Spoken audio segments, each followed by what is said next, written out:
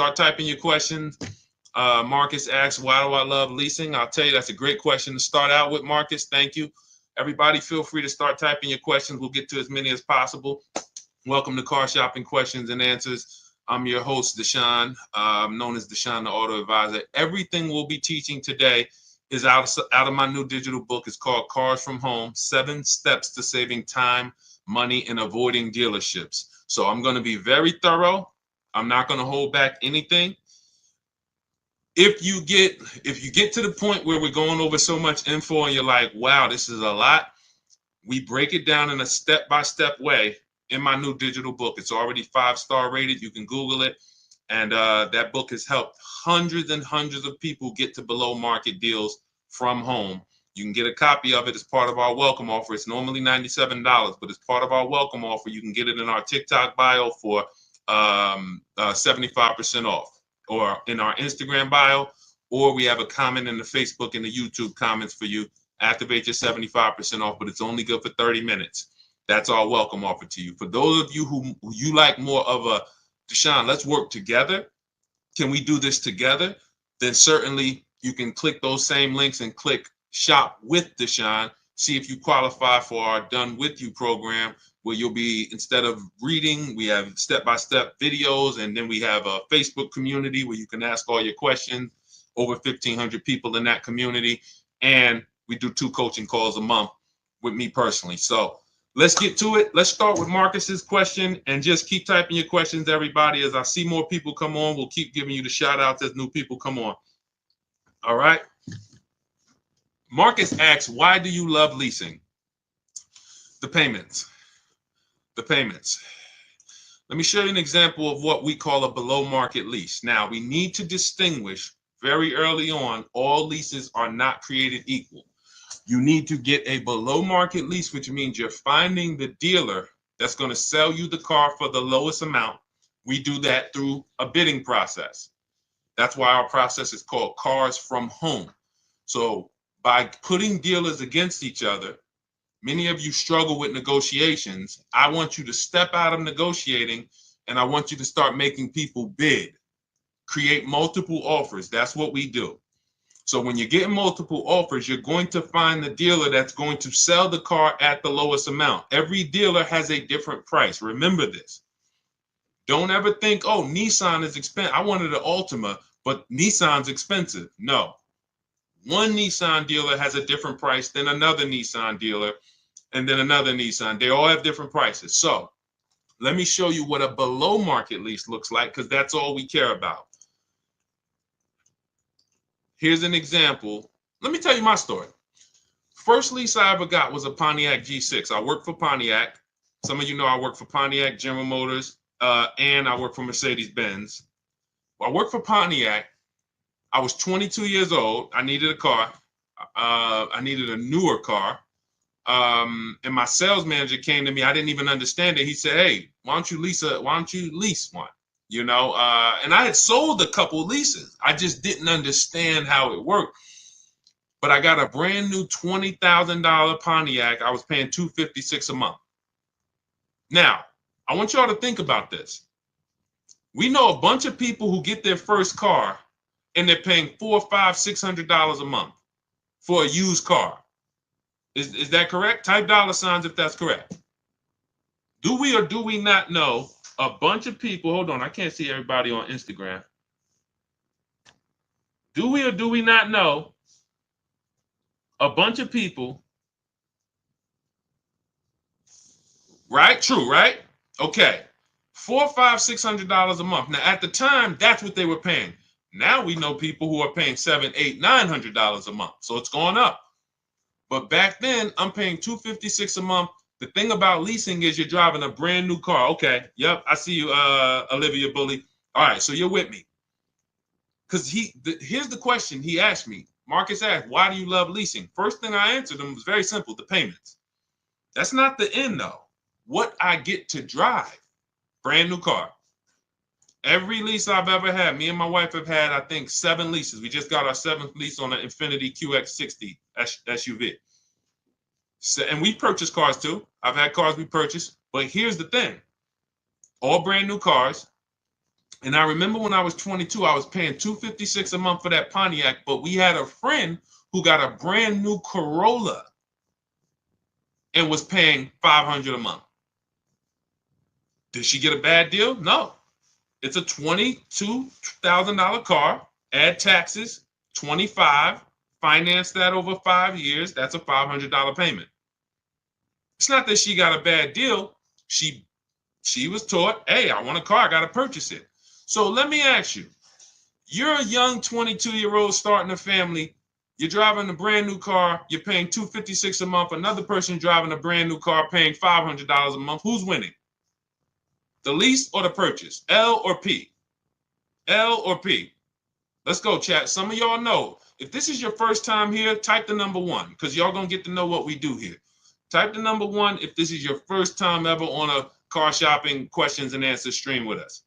Arturo, good to see you. Rosa, good to see you. Shirley Johnson, good to see you. Jess, if this is your first time on the show with us, good to see you. Susan, all right. Eagles, I see you.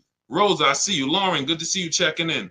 Love, good to see you. All right, Olivia Blue, this your first time. Glenn Coop. All right. So for those of you, this is your first time, the way you get the most out of what we do here is stay by the keyboard. Stay by the keyboard because this is active. We're only here for about an hour and then we're out. We can go back to doing what we were doing, but God willing, you don't go back to car shopping the way you were car shopping. We can change the way you car shop on this stream, but you got to be tapped in. So that's the difference.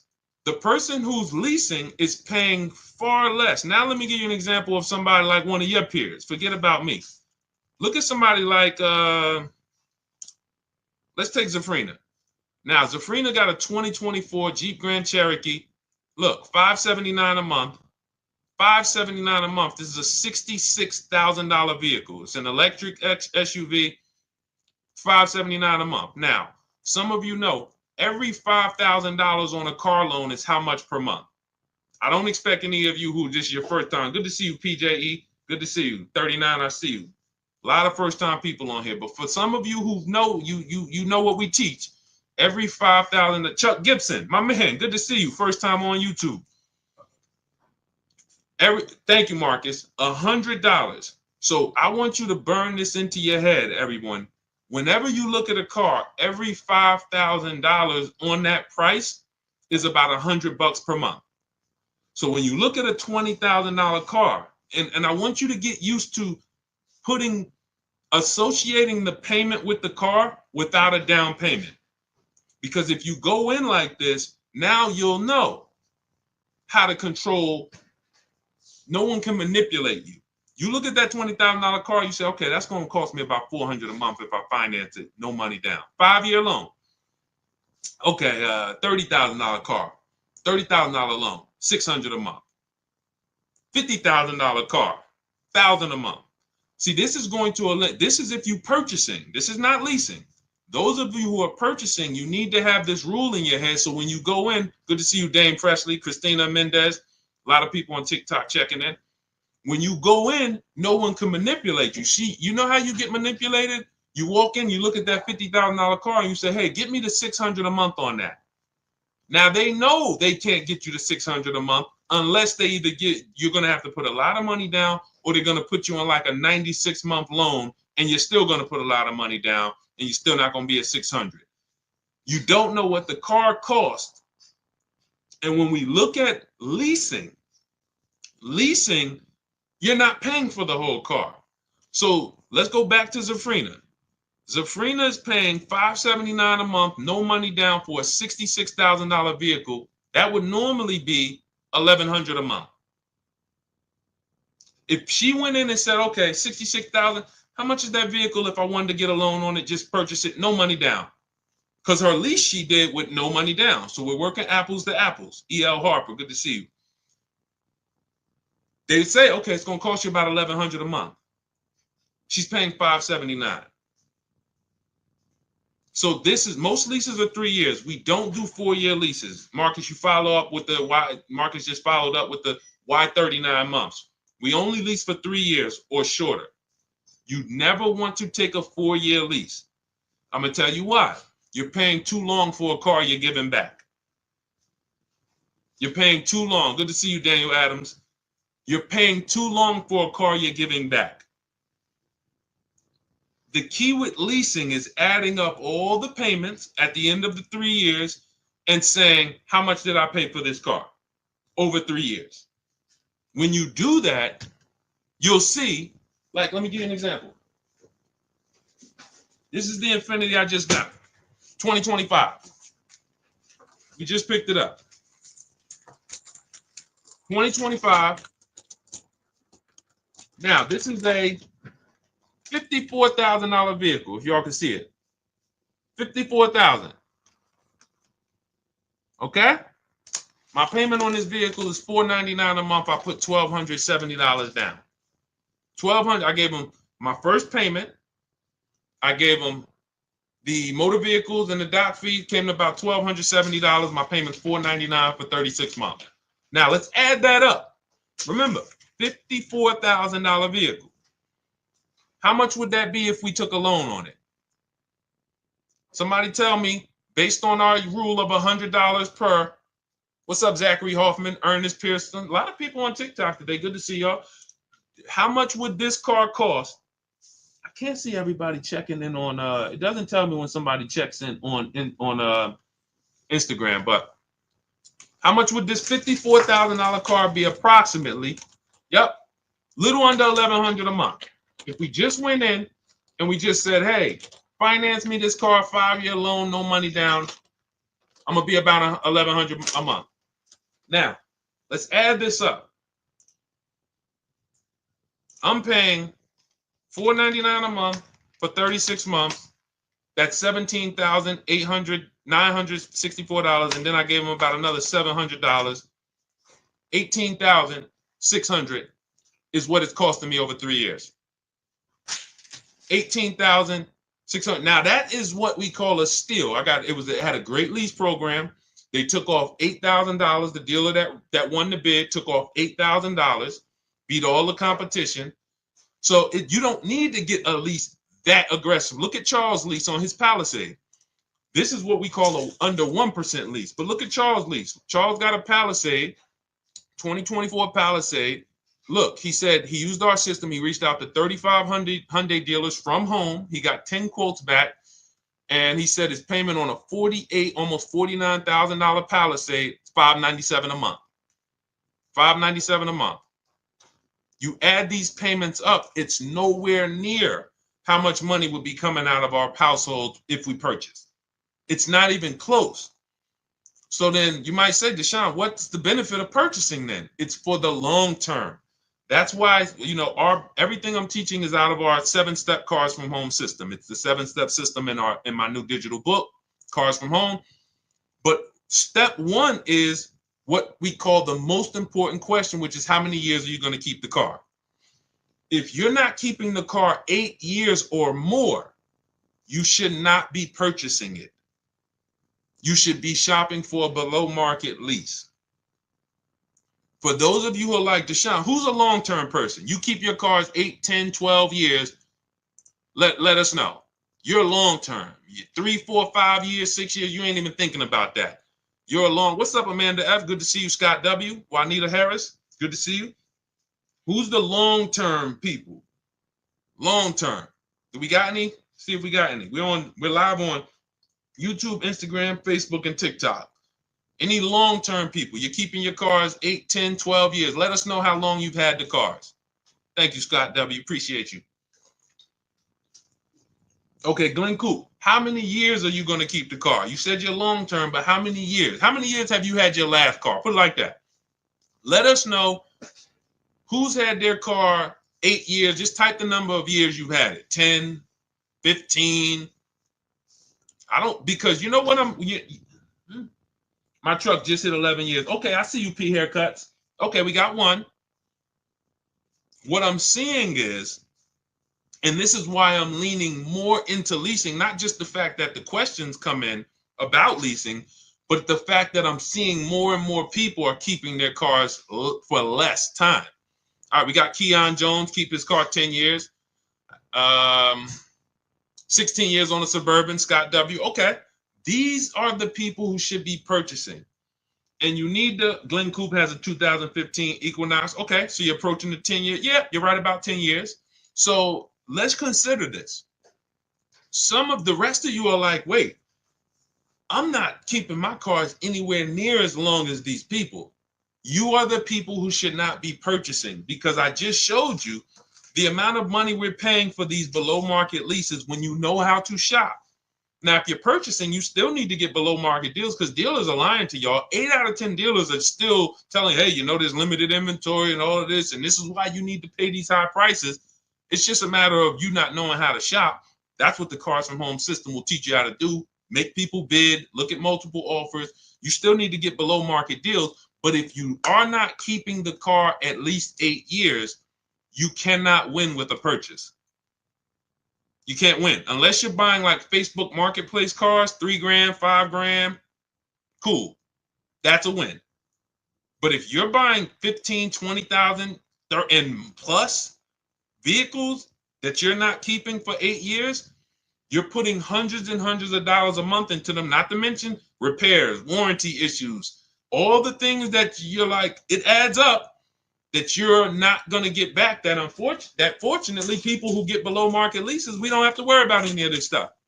We're driving brand new cars, something goes wrong, we call the dealership, drop it off, they fix it, we go pick it up, and we have super low payments. So yes, benefits of purchasing long term, you pay off your car, you keep it long as possible until the wheels fall off. But if that's not you, you should only be interested in shopping for below market leases. Okay, we're clear? Everything that we're talking about is out of my new digital book, Cars from Home, 7 Steps to Saving Time, Money, and Avoiding Dealerships. It's normally $97. You can get it as part of our welcome offer for $24, but it's only for 30 minutes. That's our welcome offer. It's in my TikTok bio, Instagram bio, the YouTube comments, or the Facebook comments. And you can activate that. It'll be in your inbox by the time we end the stream, and you'll have everything we teach about how to get below market leases, new cars, purchases, how to get below market loans, high mileage driving strategies, bad credit. What do you do when you have bad credit? How does this plan change with bad credit? That's all in there. For those of you who are like, Deshaun, can we work together? Can you walk us through this? We have our Cars from Home done with you. Click those same links, see if you qualify for that program. And then we have our group. When you see everybody, all of these people I'm posting from our Facebook group, same system. It's just 2 different learning styles. Some of you, you're a do-it-yourself person. Deshaun, give me the blueprint. I will follow it to the T, and I will knock it out. We don't leave anything out. That's why that book has 5 stars. You can Google it, all on Goodreads. Thank you to everyone who's reviewed it and rated it. It's the mastered blueprint of do-it-yourself car shopping and doing everything we do. Those of you who are like, you're more of a done with you person, you want a community. We have 1,500 people in our Facebook group that's come before you, and you got people who've gotten multiple cars using our system in our Facebook group. Sheree just got her 4th car. Where is she at? She just got her 4th car. Look, graduated again. Look, turned in my 2022 CRV, got a 2025 Honda CRV Sport. This is the second go round of a lease. She's gotten 2 pre-owned cars. So look, Ken McGee. These are people who came in just like you, didn't know anything about shopping from home, and they just assumed based on what I was saying that we could lead them to success. And they came in, they followed a predictable system, and look, I graduated $585 monthly payment, no down payment, $49,000 Nissan Murano Platinum, almost $50,000 vehicle. He's paying $585 a month. There's people right now paying almost $1,000 a month for that same vehicle. $900 if they took a long loan, $800 if they took a 96-month loan. He's paying half of that. So this is about financial literacy with cars. So you can see if you qualify for our Done With You program. Let's keep the questions coming. And let's go. We got a lot of people on here. I want to make sure we get to as many as possible. What's a normal interest rate for a solo guy credit 700? It's a great question. We can't feel for the bottom with interest rates. No matter what interest rate you get, if you leave the dealership and someone was to ask, do you think you got the best interest rate? you're going to say, no, I don't know. I hope I did. That's why we use a strategy called the bank bidding war. Everything we do is a bid.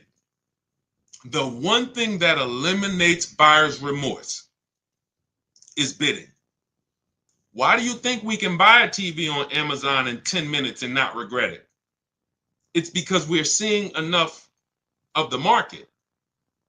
You go to on Amazon, then you pop over to Walmart, then you pop over to this, and you see in 10 minutes, you see, all right, this is the best price, right? Right? Type right if you understand that. Type right if you could. See, these are principles. What's up, Jerry Eric? Good to see you. Susanna, Callie Craig. See, that's how we have price assurance. Price assurance and lack of buyer's remorse comes from multiple offers. It's simple. So in order for us to say, all right, how do we make sure we don't have buyer's remorse when it comes to our loan, or when it comes to our trade-in, or when it comes to the car we buy? We need to make sure we see enough offers to know that we got the best. And notice, dealers are going to try to keep you from getting more offers. That's why they think you need to be there to do business.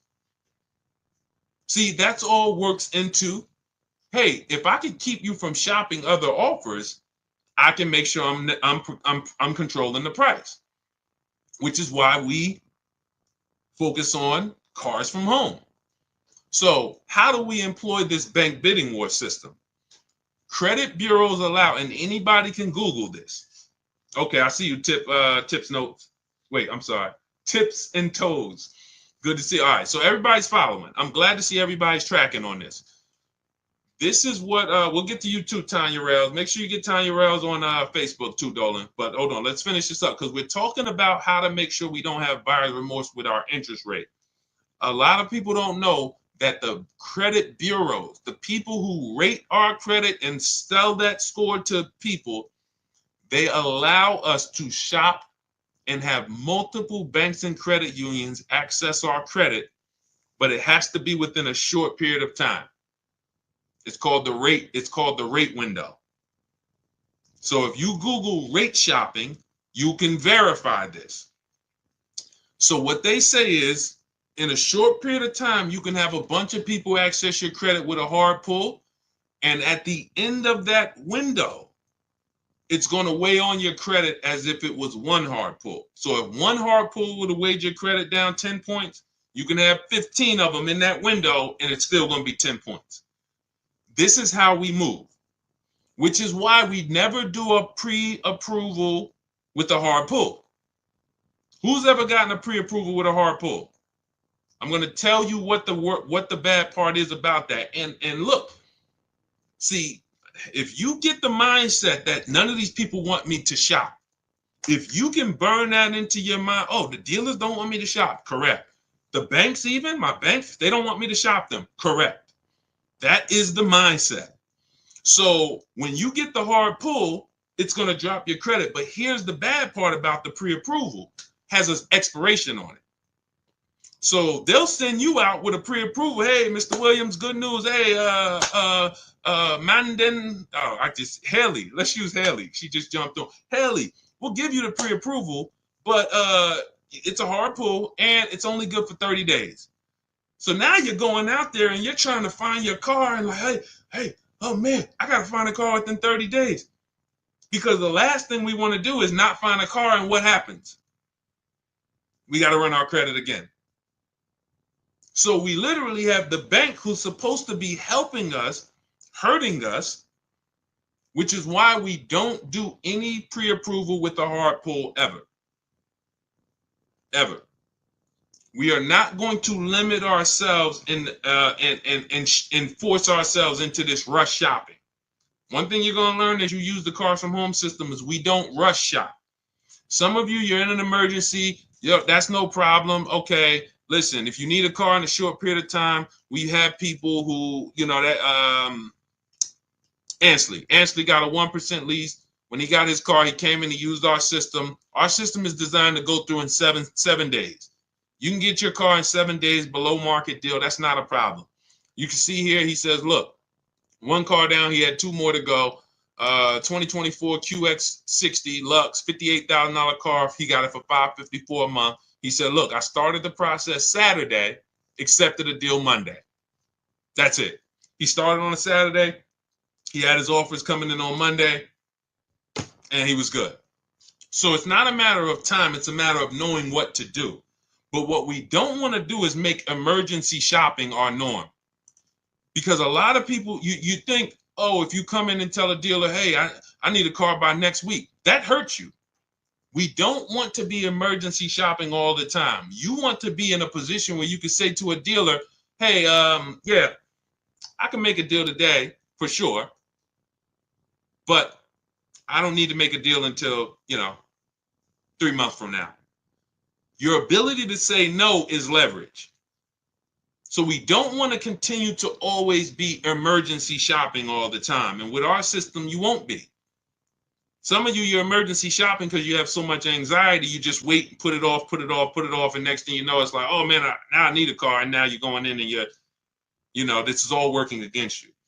So we are not running our credit until we found our deal. This is going to sound way different than what you've been taught.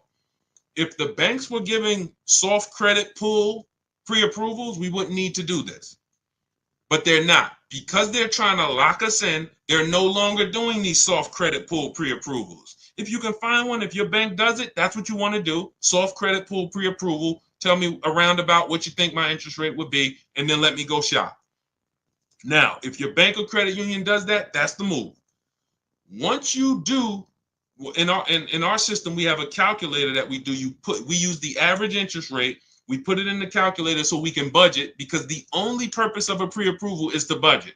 That's the only purpose. Just like when we buy a house, you're pre-approved for $400,000 at a 4% interest rate. Now we can budget. Let's go find our house. Same thing with a car.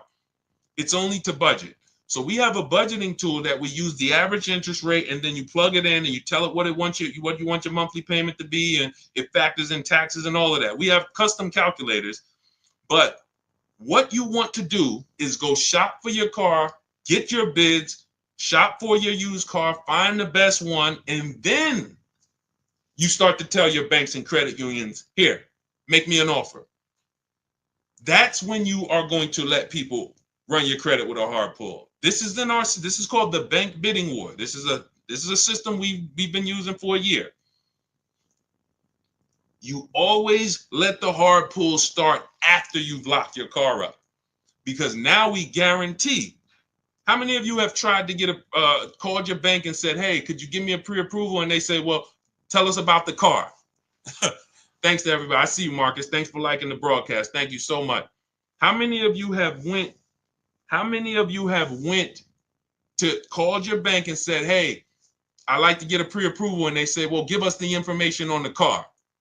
Well, if I had the information on the car, I wouldn't need the pre-approval, right? Thank you, Crystal. Thank you, Princess VVS. Appreciate you. Shout out to everybody liking the broadcast. Appreciate you.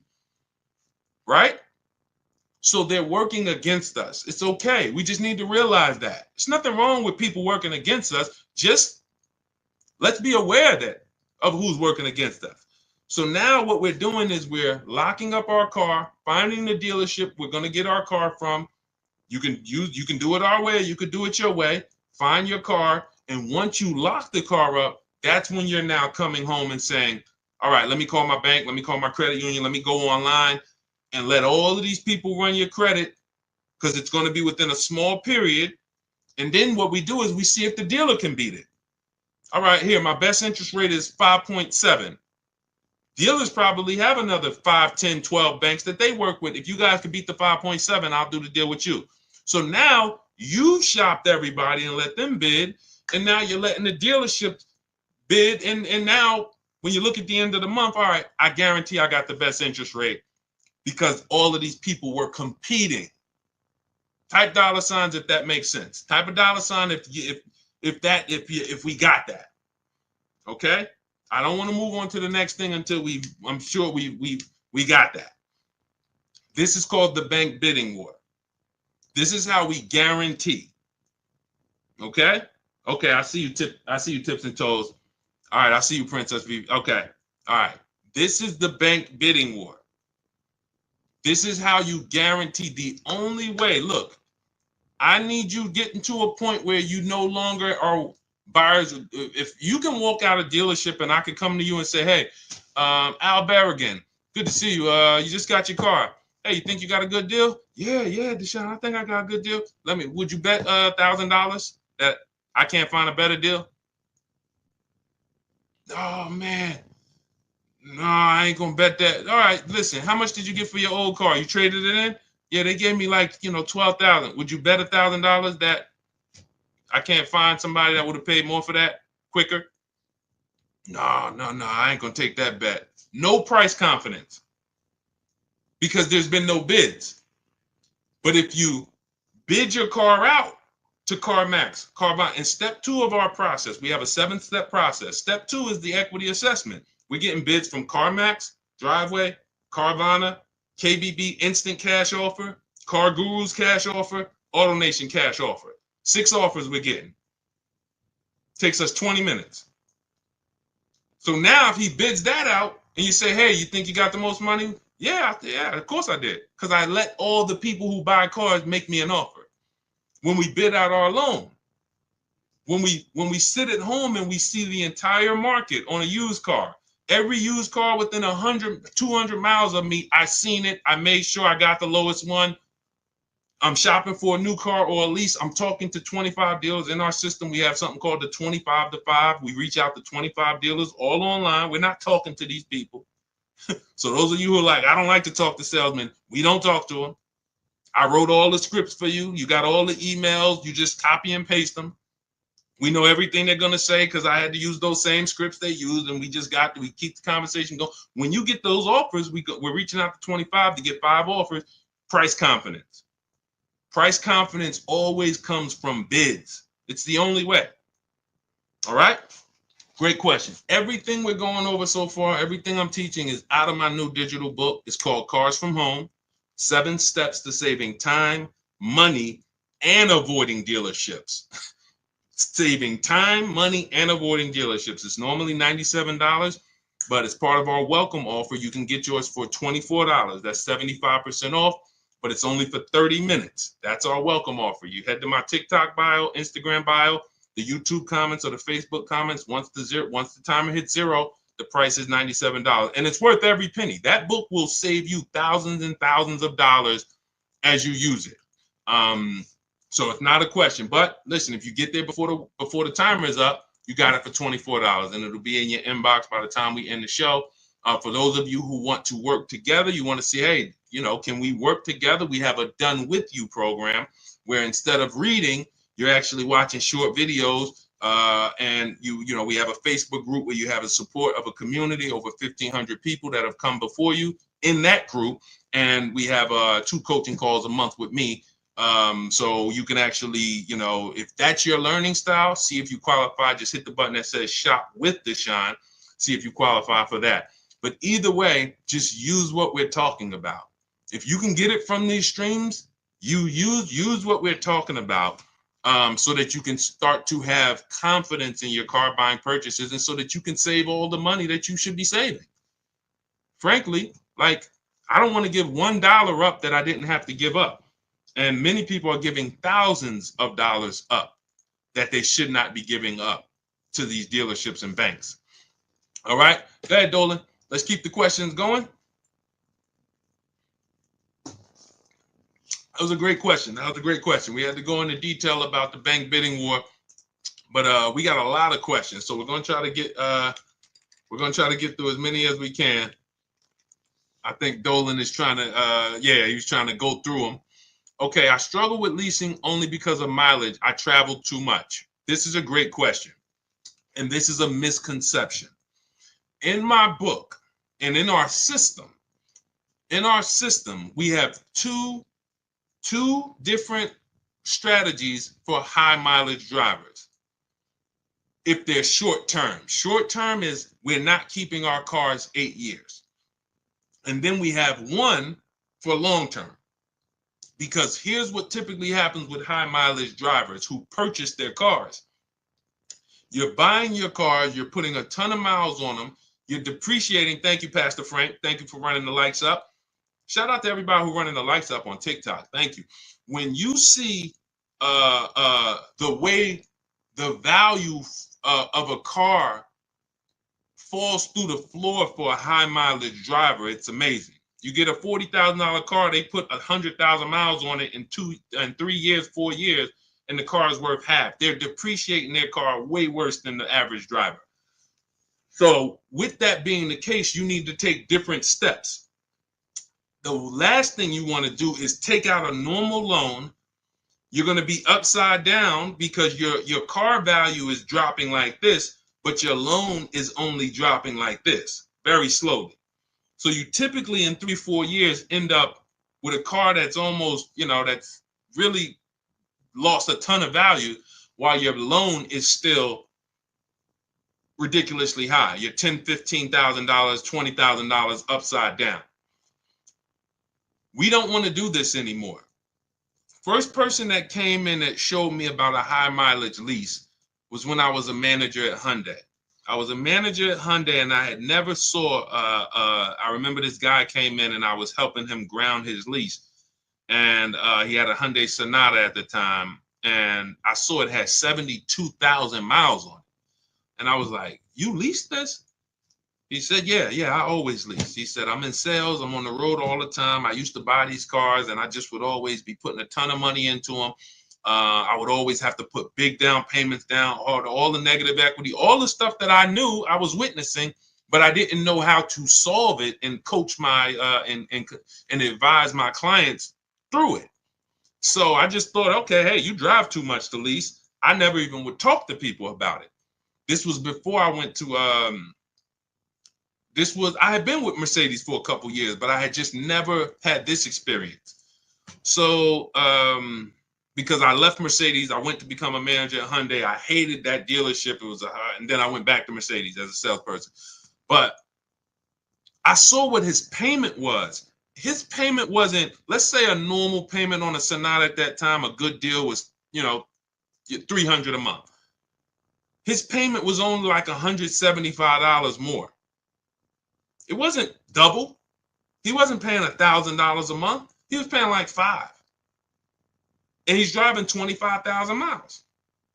So he's paying an extra $200 a month, call it, and he can drive as much as he wants to drive. Brings the car home, he ain't got to worry about nothing else, drops the car off, not worried about negative equity, nothing. And from then on, that's when I started advising my clients about high mileage leases. Most leases can be built up to 30,000 miles. So if I would have, for example, I got a 12,000 mile a year lease on this Infiniti that I got. I'm paying $499. If I would have gotten a 25,000 mile a year lease, I probably, instead of $500 a month, I probably would be paying $700 a month. But I'm driving 25,000 miles. $700 a month. I'm still way below what a person who purchases the vehicle, depreciates the heck out of it, and then goes to replace it is going to lose. So that's one strategy, the high mileage lease. And the other strategy is something I call 2 cars, 1 payment. Those of you who have a good car already that you're purchasing, pay it off. Pay it off. You might have been putting 20,000 miles a year on it. If let's say I got a nice car and I'm like, all right, I drive all this miles. Let me think about what I'm going to get next. I would keep that car and I'm going to go pay that car off and then I'm going to lease me a nice car. Because everybody doesn't always want to put the mileage on a nice car that they're going to lease, a brand new one. So they got their mileage car. So I got my paid off mileage car. I no longer need to drive 20,000 on this every year. I might drive 10 on this and then lease and put 10 on that. I only got 1 payment because this one's paid off. So I got my nice brand new lease and I got my mileage car. And I'm going to drive the mileage car until it doesn't drive. Good to see you, Vibe with Tamika. Good to see you checking in. Cody, good to see you. Candace. So this is this is strategy. In our system is tons of strategy depending on who you are. But if you now look, let me just tell you this. You might say, Deshaun, I keep my cars 8-10 years. This is the same question we're talking about because we spent the early part of the stream talking about leasing, and we had a question. We also talked about shopping for interest rates. But then a person said they struggle with leasing because they think they drive too much. But at the end of the day, what you got to understand is it goes back to rule number one, which is the first step in our process, is how many years are you keeping the vehicle? If your question is more than 8, thank you, Vibe with Tamika. Shout out to the sharers. If your answer is more than 8, you don't need to lease. Doesn't matter how much you drive. Leasing is for people not keeping their cars 8 years. Does not matter how much you drive. If you're going to keep the car 8, 10 years, put 20,000 miles on it. Just go find a car that is capable and quality and goes the long run. I'll buy a car if I was, 20,000 miles a year, 25,000 miles a year, put 200,000, 300,000 miles on it, and just replace the car after a while. I get up one day, the car is not going to start. Man, it got 300,000 miles on it. I'll go get me another one.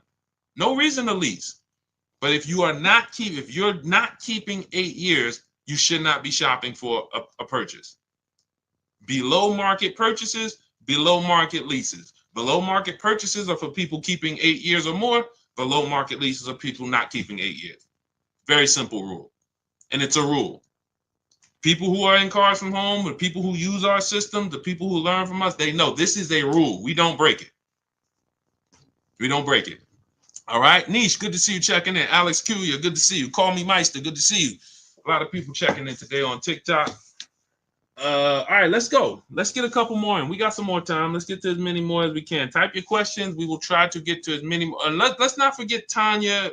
Oh, wait a minute. Tanya, what about the extra mileage you made go over? Okay, hold on, Dolan. Okay, wait a minute. We'll do this one, and then we'll bring up Tanya's question from Facebook. I bought my lease out. Was this a mistake? In many cases, it was. And I'm going to tell you why. All right. When you buy, how long is the average lease? Type the number of years. I think many people know this, especially some of you who lease. How many years is the average lease? Let's go. Type. All right, Veronica Christian. Yep. 3. Exactly. When you look at the average lease and then you say to yourself, let me tell you a story. Tips and toes. Let me tell you a story. Because you might forget a lesson, but I find you won't forget a story. I'm at the dealership. I'm at Mercedes, right? Person walks in. They're like, I'm looking at this new car, they want to purchase. Like, okay. I look at their old car. Now I can see they got the old body style. So I can see it's a couple years old. What year is the one you got? Told me the year. It's about 5 years old. I said, did you buy it when it was new? He said, yeah, I bought it brand new. I said, okay. This is a story about why we never buy our leases out. Okay? Why we never buy our leases out. So I said, okay, how much you owe on it? Nah, I don't really know. I'm not too sure. Okay, we'll find out. So we pick out a new car. We pick the one he likes. We get to the numbers. I said, okay, I got to call your bank. I got to see how much you owe on this. Now, if a person has owned a car for at least 5 years and they bought it brand new, wouldn't you think it's paid off or either almost paid off? Yes or yes? If we looked at a person and said, okay, your car's 5 years old, and they say, yeah, I bought it brand new, I've been paying on it, wouldn't we think that car is either almost paid off or it's paid off, right? Yes, vibes with Tom. Yes, right? Where we at? I want to make sure everybody's clear. You got to be following this. If we looked at a person who had a 5-year-old car they bought it when it was new, wouldn't we say that car should be almost paid off? Yes? Okay, yes, tips and toes. All right, we're clear. So I'm thinking I'm about to call. Now, here's what I already know, because I'm already aware of the 8-year rule. I'm already aware that this person has paid a ton of money because you bought that car brand new and it's almost paid off. and it's a Mercedes, but even if it wasn't, it could have been a Chevy. You still put a lot of money in that car, and I know when you see what it's worth, it's not going to be the greatest thing in the world. So what I'm already prepared to do, which is what I've done with some other clients, is to tell that person about leasing and to show them how you can actually lease, and whatever your car is worth, just go put that in the bank. Because these are typically people, when they buy new cars, who are used to putting 20% down. They're used to, 10 grand down, 12. They're used to that. They're used to whatever their old car is worth, rolling it over into the new transaction. They're not used to saying, wait, so you're telling me I could lease the brand new car that I want. I don't really have to put much down. And if my car is worth 15 grand, what do I do with that? Yeah, you just put that in your bank. Really? So I'm prepared to deliver this information. So I talked to the used car manager. Let's say the used car manager says, okay, the car is worth about, 18,000, because it was a Mercedes. So I call the person, the bank. Hey, I'm calling for Mr. Jones. We'd like to find out his payoff. Yes, the payoff is $17,400. 17,000. Wait, how did? No, I'm sorry. No. It was higher than what the vehicle was worth. So let's say whatever it was, the payoff is, 19,000. He's underwater. What the used car manager just told me the vehicle is worth, and what the car is. Hold on. I'm like, hey, Mr. Jones, they're saying you still owe like close to 20,000 on the truck. Oh, you know what? Because what had happened was I leased it for 3 years and then I bought it. Okay. I hang up from the bank. So we've been in this car for 5 years and we still are upside down. How does this happen? This happens because most people who buy their leases out are going to take at least a 5-year loan, and sometimes 6. So the first question we asked when we got this question was, what's the average lease? How long is the average lease? You guys said 3 years. So then we say, when we look at buying our lease out to have a similar payment, hold on. I always have that alarm go off. To have a similar payment, we need to take a 5 or 6 year loan. And in many cases, it's 6. It is 6. What's 3 plus 6, y'all? Anybody here signing up for 9-year loans on cars? When you buy your lease out, this is the only time where we end up spending or committing to 8 or 9 years to pay on the same car. Now, is there an exception? Yes. One exception. 8-year rule. How does the 8-year rule go back into this? Because that's always the first question. See, when you buy your lease out, it's a transaction. I want you to look at it as all I'm doing is buying a car, but it's a used car, but it's my car. When you buy your lease out, all you did was buy a used car. That's it. But it's your car. So before we ever would buy a used car, we would ask ourselves the most important question, which is, how many years am I going to keep the car? Because if it's less than 8, we're not going to buy that used car. We're going to shop for a pre-owned, for a below market lease. So if you said, all right, I'm going to buy my lease out, and from the day I buy it, I plan to keep it at least another 8 years, then go ahead, buy it. Then go ahead, buy it. That's the exception. But you would have to be saying, all right, I leased it for 3, and then I'm going to keep it for another 8, which means I'm going to keep this car 11 years, or it does not make sense to pay 8 or 9 years on it. And mind you, when you look back and say, I kept it 11, hopefully it's longer, because to pay on a car for 8 or 9 years, you want to at least enjoy 3 or 4 or 5 years with no payments. Because again, all this money you shelled out, you could have just been leasing anyway and paying less and driving better cars. That's why the 8-year rule is what it is. That's why, you know, when you guys look, everything we're talking about is out in my new digital book, Cars from Home, 7 Steps to Saving Time, Money, and Avoiding Dealerships. If you focus on not skipping step 1 ever, step 1 is what we call the most important question. Before you do anything, you ask yourself, how many years am I keeping this next car? Hey, I want to buy my lease out. How many years am I going to keep it? 8? All right, let me buy it. Thanks, Melissa McGrady. Appreciate you. Shout out to everybody running the lights out.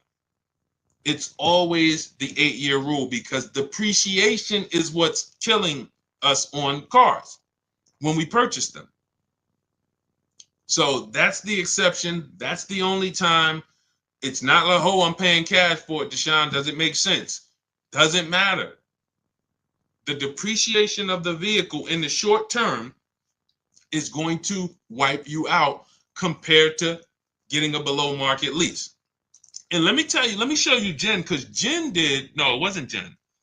It was, she did exactly what I just explained when I was telling you guys how I would, people who, some of you, you're going to do this. You've been taught to purchase all your life. You've never leased.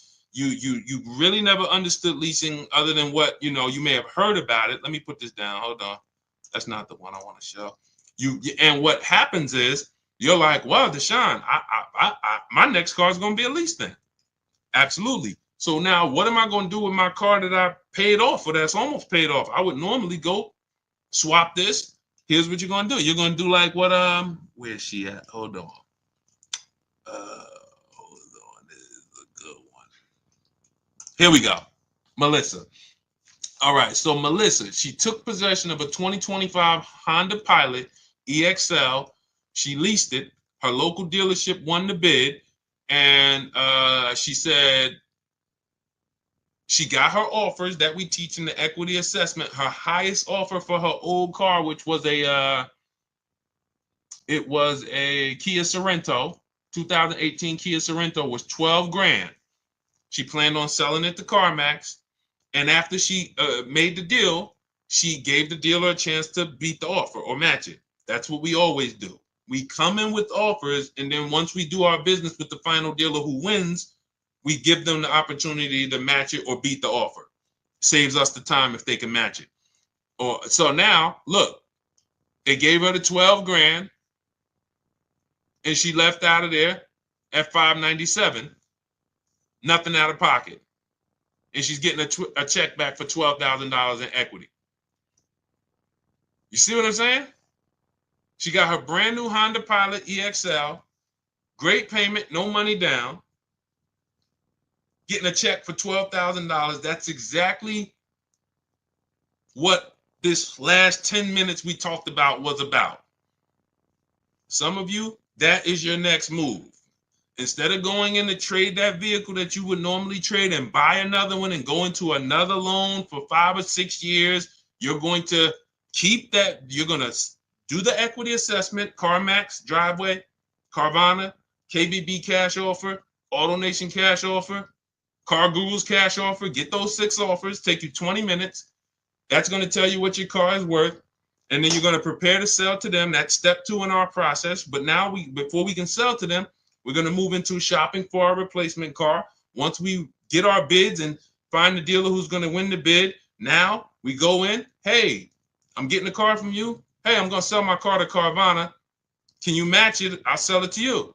Oh, yeah. No. Oh, no, we can't match that. They're paying too much. Perfect. I'll pick up my car from you, sell my car to Carvana, put that money in my bank. Now I got this nice low lease payment with no money down, and this is the win. That's going to be your favorite car deal. You'll do that over and over again, but you'll never do that again. You'll never cash out a purchase to a lease again because you're going to know from now on, I'm not purchasing unless I'm keeping long term, and I'm not leasing unless I'm keeping, less than 8 years. But the transition in mindset and the process from, I've been purchasing, paying all this money, you're going to put a huge equity check in your bank account, and then it's going to be great. It's going to be great. So all of this is in my new digital book. Good to see you, Johnny Nixon. Good to see you, Alan B. Thea. Good to see you, It's DK. All of this is out of my new digital book. Those of you who are like, Deshaun, it's no way I'm gonna remember all of this. I just give me the blueprint, give me the step-by-step. That is 7 steps to saving time, money, and avoiding dealerships. It's already 5-star rated. You can Google it.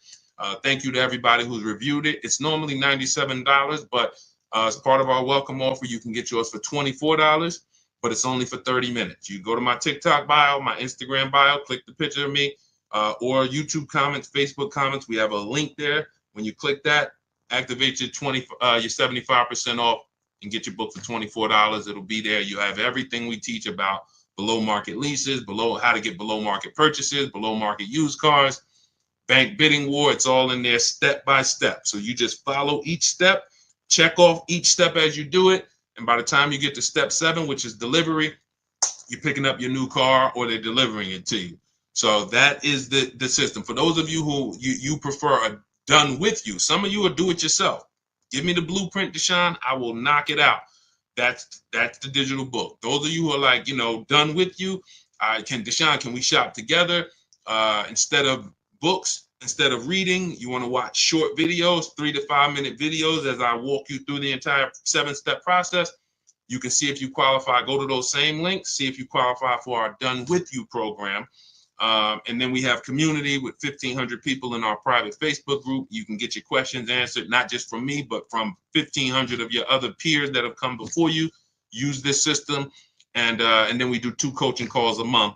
You have up to 6 months of coaching calls with me personally as I help you get acclimated into the system. So when you see me share all of these pictures are from members of our private Facebook group. This is India. She got and she joined a year before she got her car. She said, I joined last year. She didn't need a car at the moment, but she said, I got back. She ended up shopping, got her 2024 Hyundai Elantra, 36 months. This was a $29,000 vehicle. She's paying $365 a month. No money down. $365 a month, no money down. This is what it's about. They're not me. I'm sure all of you know that I can do this. The reason why I showed them is because this is you. They were on broadcast just like you and followed a simple system, strategic system, and these are the results. All right, let's go. All right, Liam McCall, thank you so much. Enjoy it. Use it. Use it like the biggest weapon in your tool belt. Stay on steps. Don't jump ahead. Don't think, hey, I noticed Deshaun didn't talk about that. You'll notice that I ordered things in a particular way. It's for a reason. Well, I normally do this up front. Well, leave your goal, leave your strategy in the background. That's why it's about unlearning. Unlearn, relearn. Unlearn everything you were taught about car buying and come in and just follow each step. And when you get to the goals, you'll be like, okay, I see. Oh, wow. All right. I see why we do that here and not back there early. Tanya Rawls, good to see you. Tanya Rawls, what about the extra mileage you may go over? My friend ended up paying an extra $3,600 for mileage. Now, this happens a lot. Who's heard of a case like Tanya's? Who's heard of a case where people leased, or maybe it was you, and you didn't get enough mileage, or they didn't get enough mileage and they end up getting penalties? Who's heard of that? And they'll swear off leasing. See, that's what I'm gonna just buy it. And sometimes they buy the car. That's a bigger mistake. Oh, I went over mileage by 15,000 miles. I'm gonna just buy it. Horrible mistake. Financially, horrible. But here's what happens. In step 3 of our process, this is where we're structuring our deals. I have something in our lease strategy called choosing your mileage wisely, where you simply are accounting for how much you think you're going to drive. That is important. And then we're saying, okay, I'm going to drive 15,000 miles per year. I'm going to drive 14. I'm going to drive 12. That's what now, all of our lease offers, we always shop with 12,000 miles. We're always shopping our lease offers with 12,000 miles, only first payment due at signing, taxes and fees go into the payment. because that's how we judge our offers. You're going to learn that you can easily judge lease offers when you're not putting money down. When you have a dealer who says, all right, put $3,000 down, you're at $480 a month. Put $4,800 down, this other dealer says you're at $3,700 a month. This other dealer says put $2,200 down. No, all of you work with just first payment so that we're all working apples to apples. And that allows us to judge whether it's a 1% lease, where our payment is 1% of the MSRP or less, and then up to 1.5%. We haven't talked about the 1.5% rule. That's our threshold of when we're now overpaying for a lease. When you go over 1.5%, you're overpaying for the lease. It doesn't make financial sense to lease that vehicle. So what happens is people will know they don't drive 10,000 miles per year, but they're in a dealer and they're working a lease deal, and the dealer is like, hey, well, your lease payment's going to be $490 a month. And they're like, okay, well, I need to get to like 400. And they're like, well, you can't get there with the 12,000 miles. Or they know they drive 15. You can't get there with 15,000 miles. Okay, how much if I do the 10? Never ask these questions. These questions should never be asked. You drive 15,000 miles per year, right? Yeah. So why would you be considering a 10,000 mile a year lease? To save $40? To go from 10 to 12 is 20, 25 bucks. To go from 12 to 15 is 25, 30 bucks. So literally for a small amount of money, people are getting penalties, because when you build it into the lease early, you're paying 15 cents a mile or less. When you're penalized for it, you're paying 25 cents a mile. So let me give you an example of somebody. Look at Jen. Jen knew she needed 18,000 miles per year. Now, we always shop, as I said, with 12,000 miles. Where's Jen at? Her smiling face always sticks out. Here you go. All right. Now, Jen knew she needed 18,000. We always shop with 12, whether you need 10, whether you're doing a low mileage lease on an exotic car. I don't care if it's a McLaren. You might say, Deshaun, I want to do the 5,000 mile a year lease. Okay. We're always shopping with 10. If you do 25,000 miles, we're always shopping with 12 rather. Once we shop with 12, we judge the deal. 1%, 1.25%, 1.5% to determine the value. Then we adjust to the mileage we need when we find the winning dealer. So you can see, she shopped her offers, $39,000 Honda CR-V hybrid, $512 a month she got. That ended up being a 1.3% lease. That shows the value is there. 1.3, great lease deal, but I need to adjust the mileage now. Now she tells the winning dealer, okay, perfect, I'm going to do business with you. Can you tell me what the payment is if I go from 12 to 18,000? She goes from 512 to 563 a month. That's it. Look, so excited to have my first lease ever. So look, this is what it's about. She paid $47 more and she's driving 18,000 miles a year. Now let's just do this math real quick, Tanya, so you can see where these people make mistakes and where we make sure we never do this. So now we just looked at Jen.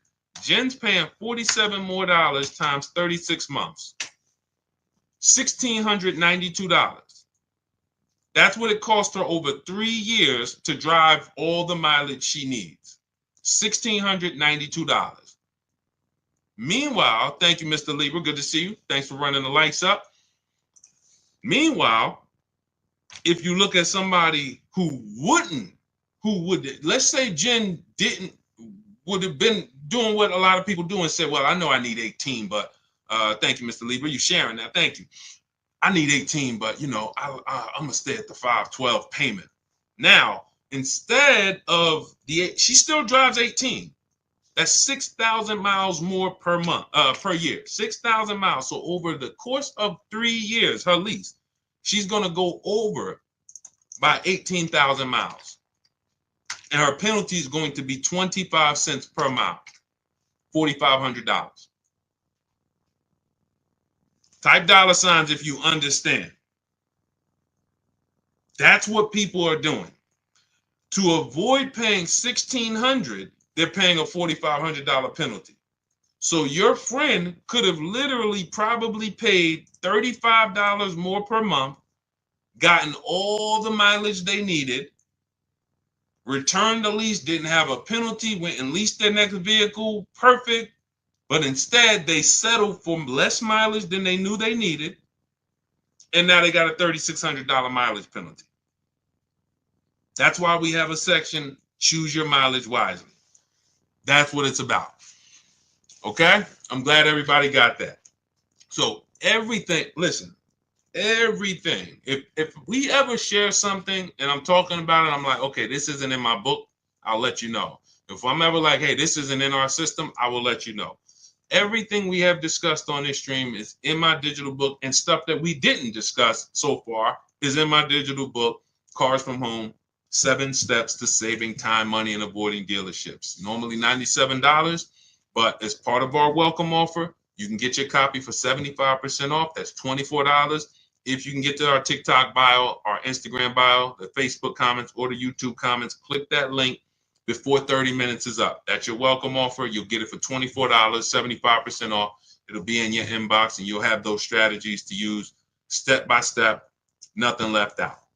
Okay? And make sure when you get your book, you screenshot the thank you page, just in case some of you type your emails wrong. You don't realize you're typing quick. You're trying to not make sure you don't miss the 30 minutes, and you type your emails wrong. Make sure you screenshot our support team's email. If you don't see that email in 5 minutes, make sure you check your junk, check your spam.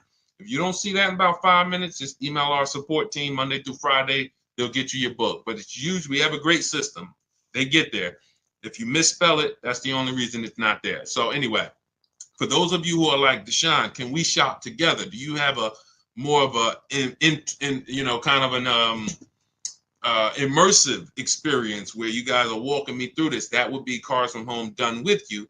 You can click those same links in our bios or in the comments and click the button that says shop with Deshaun. See if you qualify for that.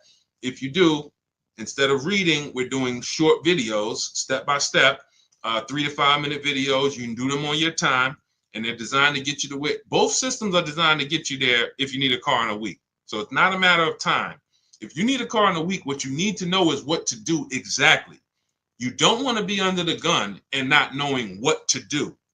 Give me a checklist that I can operate under. So even if I'm in the rush, at least I know I have a checklist to get me through. So I'm not going to make a mistake. So, but for those of you who want to see if you qualify for the done with you, then we have our Facebook group where you can ask questions. For those who like, hey, you like community, you like support. You're not a do-it-yourself person. You're more of a done with you community person. We do coaching calls twice a month on Zoom for 6 months. You have access to the coaching calls with me to make sure you get this system to the T. And either way, I don't care how you get it. I don't care if you get it with the done with you. I don't care if you get it from our book. I don't care if you get it from, if you got everything you needed from this stream, Deshaun, I got what I needed. Go execute it. If you get it from our free social media videos, go execute it. We just want to make sure you are paying the least amount for these cars that you should be paying. Good to see you, Mark. Mark in Nashville. Shout out to you. Good to see you, Glennis Jensen. So this was a great show. We had a lot of great questions. We'll be back for another stream. All of you continue to unlearn, continue to make these dealers bid. Never one dealer, never one dealer. The name of it, if you don't remember anything else, you don't have the book, you're not with our Done With You program, remember, never one dealer. It's about multiple offers. You could be the worst negotiator in the world. If you get multiple offers, you're going to save money by accident. Okay? Create competition. All right. So great show. Appreciate you guys. Great questions. God bless you guys. See you soon.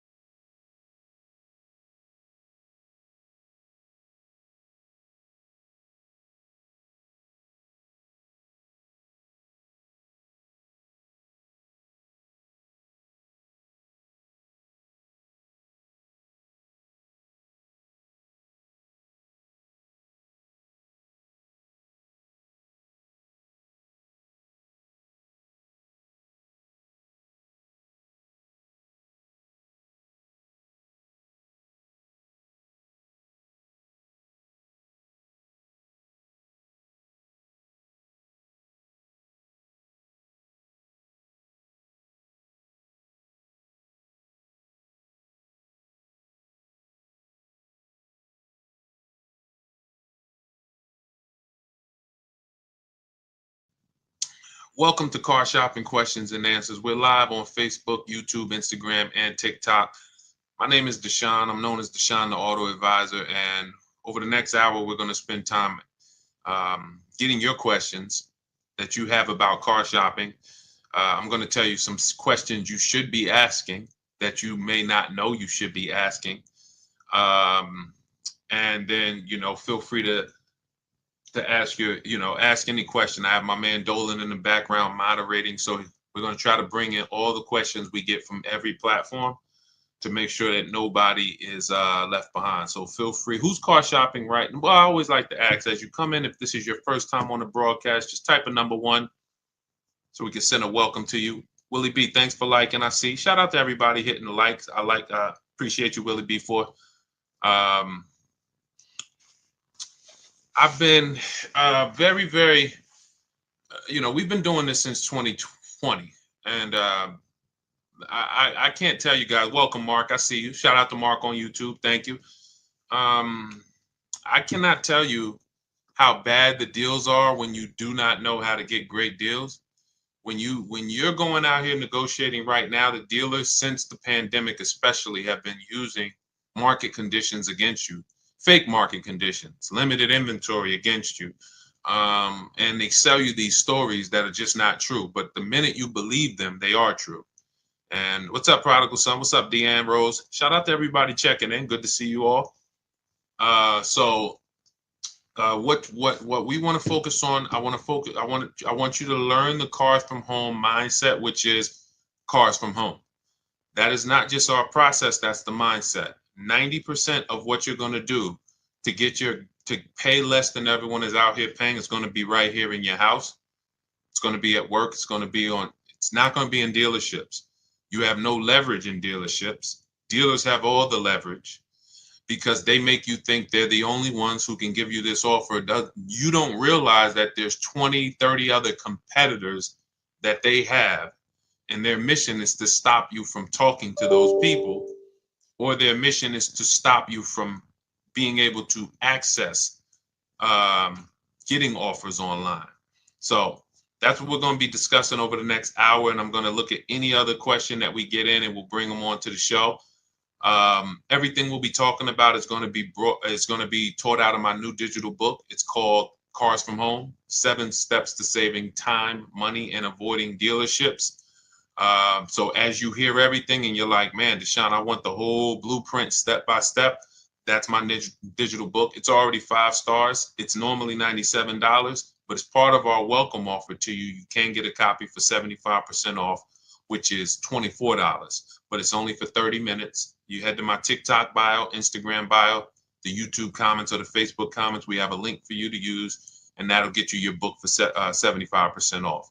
Now, for those of you who enjoy working with me together, you want to see if we can work together, and you want more of an interactive experience with our community, then we have a Done With You program as well. And you can go to those same links and see if you qualify for the Done With You program.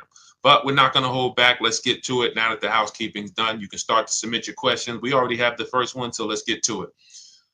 Is 0 down on a lease always the rule? The rule to shop.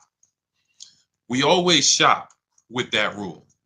So when you're getting your lease offers, this is how you want to get them. First month's payment out of pocket only, that's 0 down.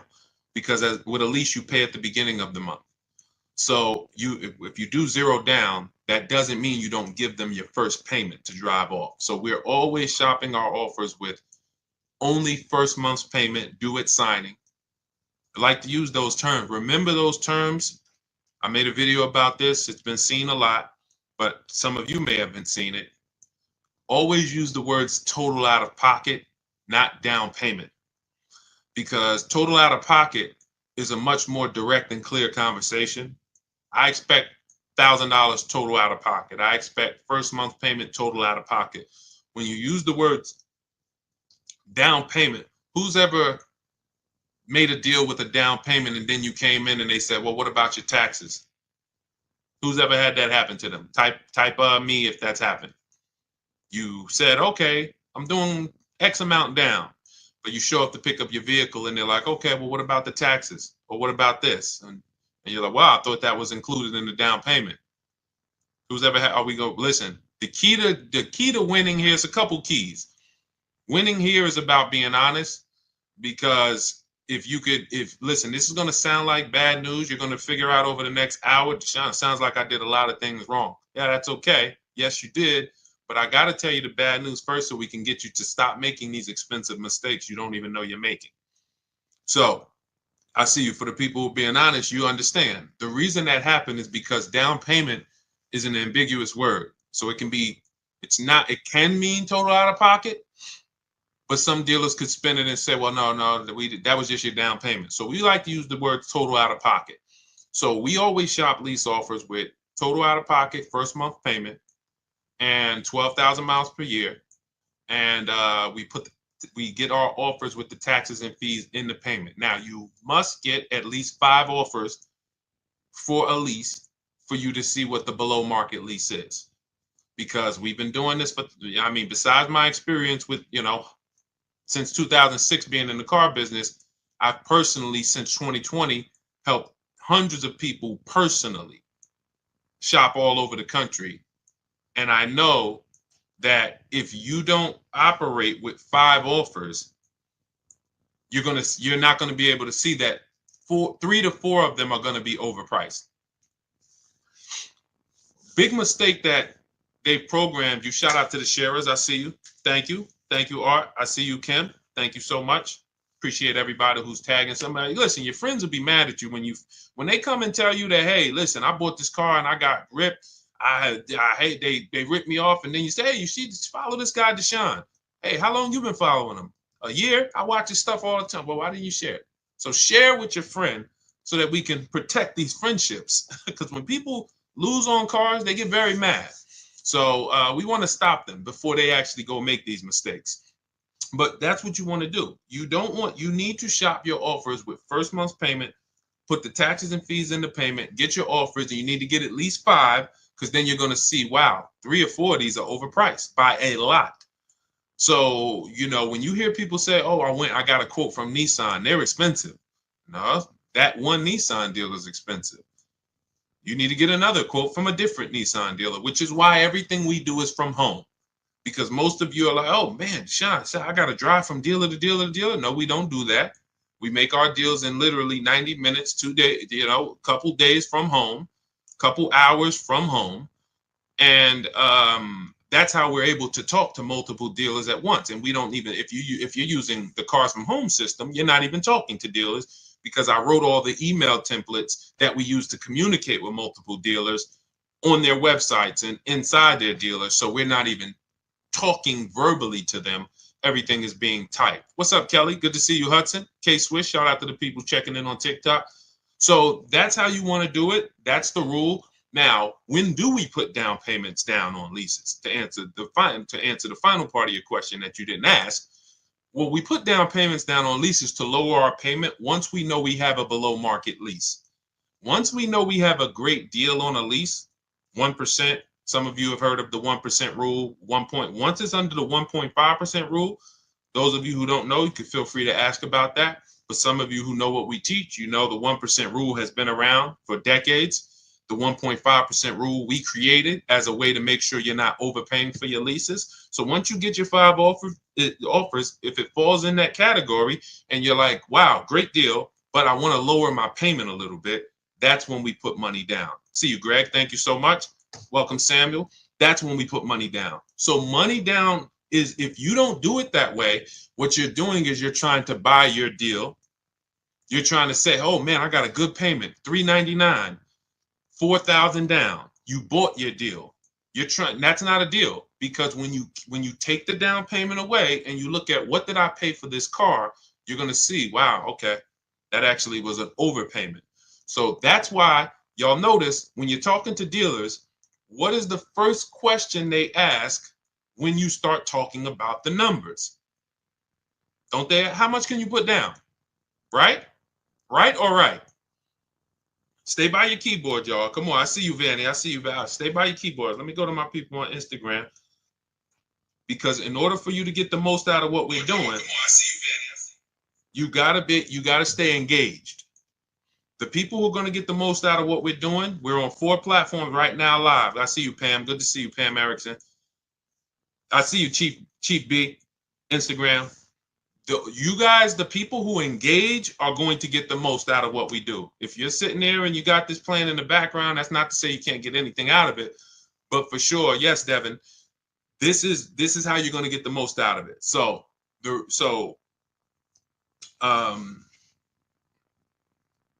Yes. Okay. Yeah. I'm just watching the comments. So the 1.5% rule just says that if you're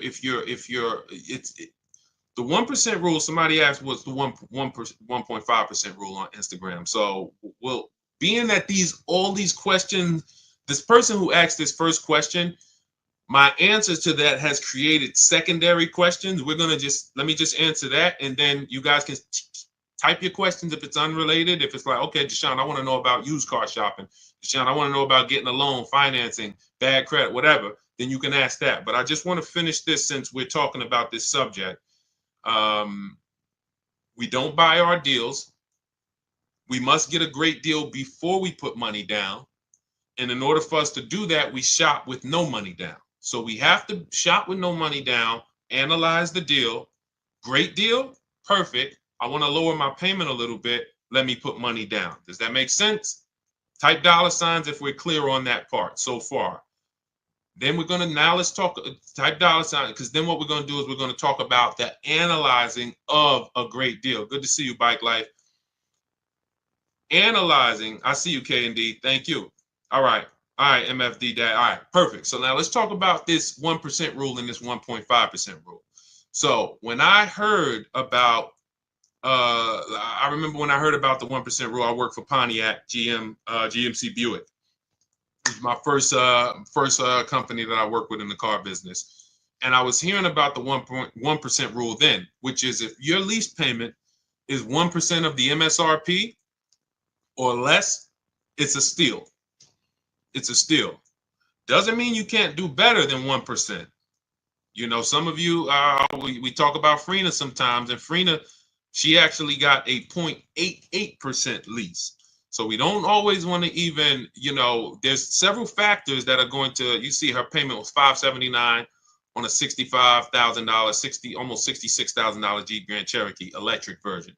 So you need certain things to be lined up to even be able to get a 1% lease. It's based on getting a big discount, which we're going to get by competitively shopping. We're going to find the dealer that's going to give us the biggest discount. But in order to get to the lower percentages, you need a great lease program. That's going to be your residual. That's going to be your money factor. That's going to be your any incentives, rebates. We don't know any of this stuff before we shop for the vehicle, because I know what some of you are thinking, Deshaun, how do we know those vehicles? You don't. Frina didn't know that when she was shopping for that Jeep, it was going to come in at 0.88.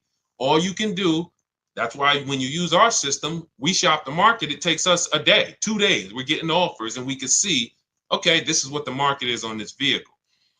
But the 1% rule is if your lease payment is 1% of the MSRP or less, it's a steal, great value. Add up all the payments. You'll see you're driving a very expensive car for a very low amount of money. That's the 1% rule. Now, when I first came to TikTok, because TikTok was the first platform that God blew me up on, I was hesitant to talk about leasing because I knew that some of you were going to go in and tell your dealers that you deal with, oh, give me a lease. And they were going to show you overpriced leases. And then you were going to take them because even an overpriced lease is better than your purchases. Even an overpriced lease is better than your payments you've been paying on it's a person who buys new cars because you were just taught, I was just taught, Deshaun, buy my cars. You go in, you buy a $50,000 car. That's going to be wait, let's see, because we might have some new people on here. Who knows this question? In fact, the first person who answers this, you got a free copy of my digital book, Cars from Home, 7 Steps to Saving Time, Money, and Avoiding Dealerships. Every $5,000 on a car loan, when you look at a car, every $5,000 is how much per month? I'm watching Facebook. I'm watching. Every $5,000 sorry, on a car loan. Sorry. Anybody? Jordan, you got it. Jordan was the first person I saw. Every $5,000 is $100 per month. Jordan, just send me a message here on TikTok with your with your email, and I'll have the team shoot you a free copy of my digital books. $97, but you got a copy of free. Wait, hold on. I don't see. Oh, yes, it was Aman. You're right, Aman Cordova. You're right. The comments popped up so fast. You're right. You were first. send me a DM with your email, and I'll get that to you. Now, for all of you who like Deshaun, I want a copy. Well, we have a welcome offer. It's normally $97, but you can get a copy for 75% off if you get to my TikTok bio, Instagram bio, YouTube comments, and Facebook comments. You just click that link. It's only good for 30 minutes, and you'll get your copy. You won't pay $97. You'll get your copy for $24. But so now let's take that and so when you're looking at a $50,000 car, that is going to be a rough, no money down. Again, see, people will tell you all day long, well, I got a $50,000 car and I pay whatever for it. They're taking out their down payment and they might have a very long loan. Let's take good loans, 5-year loans. That's going to be about a $1,000 payment, depending on their interest rate, $950 to $1,000, no money down. 6-year loan, maybe they could get to $850, $825, no money down. Meanwhile, a good lease on a $50,000 car, 1% lease is $500 a month. So even if you see, and again, I'm still on why I was hesitant to teach about leasing and why the 1.5% rule was created. Because if somebody walks into a dealer and they've been used to doing no money down deals and paying $1,000 a month or $900 a month, and then that dealer tells them, hey, well, we could get you to $850, $800, no money down on a lease. Some of them are going to say, okay, well, I think that sounds pretty good. Maybe you could do $750, overpriced lease, $750. Okay, wow. But so once I saw people start going out and then writing me, oh, Deshaun, how's this lease deal look? I'm like, okay, we need to create a rule where leases are overpriced. And all we do, how do we determine that? Add up all the payments. It's very simple. Add up all the payments. And when you go above 1.5% of the MSRP, take the total MSRP. This is the price on the window sticker. This is the price on this window sticker.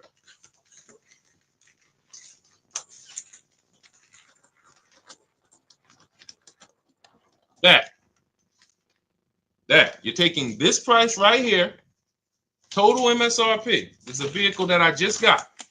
I just got this vehicle, 2025 QX60. I'm paying $499 a month, and I put $1,270 out of pocket. 1% lease. I didn't get it negotiating. It didn't take me battles with dealerships. I made the deal from right here, the same way I want you making deals.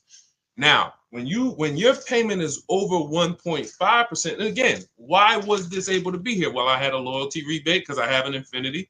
They took off $8,000. They had rebates, and they had a good lease program. That combination created a 1% lease for me, under 1%. Now, let's say a brand doesn't have as many rebates. All right, with a great deal, maybe 1.2, 1.3. Let's say a brand has more demand, less discounts. All right, 1.4, 1.5. But the minute you start paying over 1.5 for a lease, you're now paying too much money for a vehicle that you're giving back in 3 years. Makes no financial sense to do the deal. So that is where the 1.5% lease deal came from, the rule came from. And, so if that answers your question. Welcome everybody who just jumped on. I see the people are starting to come in. Keep typing your questions, Dolan. We could bring the next one in because I see a lot of questions coming in. So let's keep this thing moving fast as possible. We don't worry about money factor and residual. That doesn't matter. You can't control those things. So the way you can, again, we're getting follow-up questions. Keep that question up. Somebody has a question about purchasing with bad credit.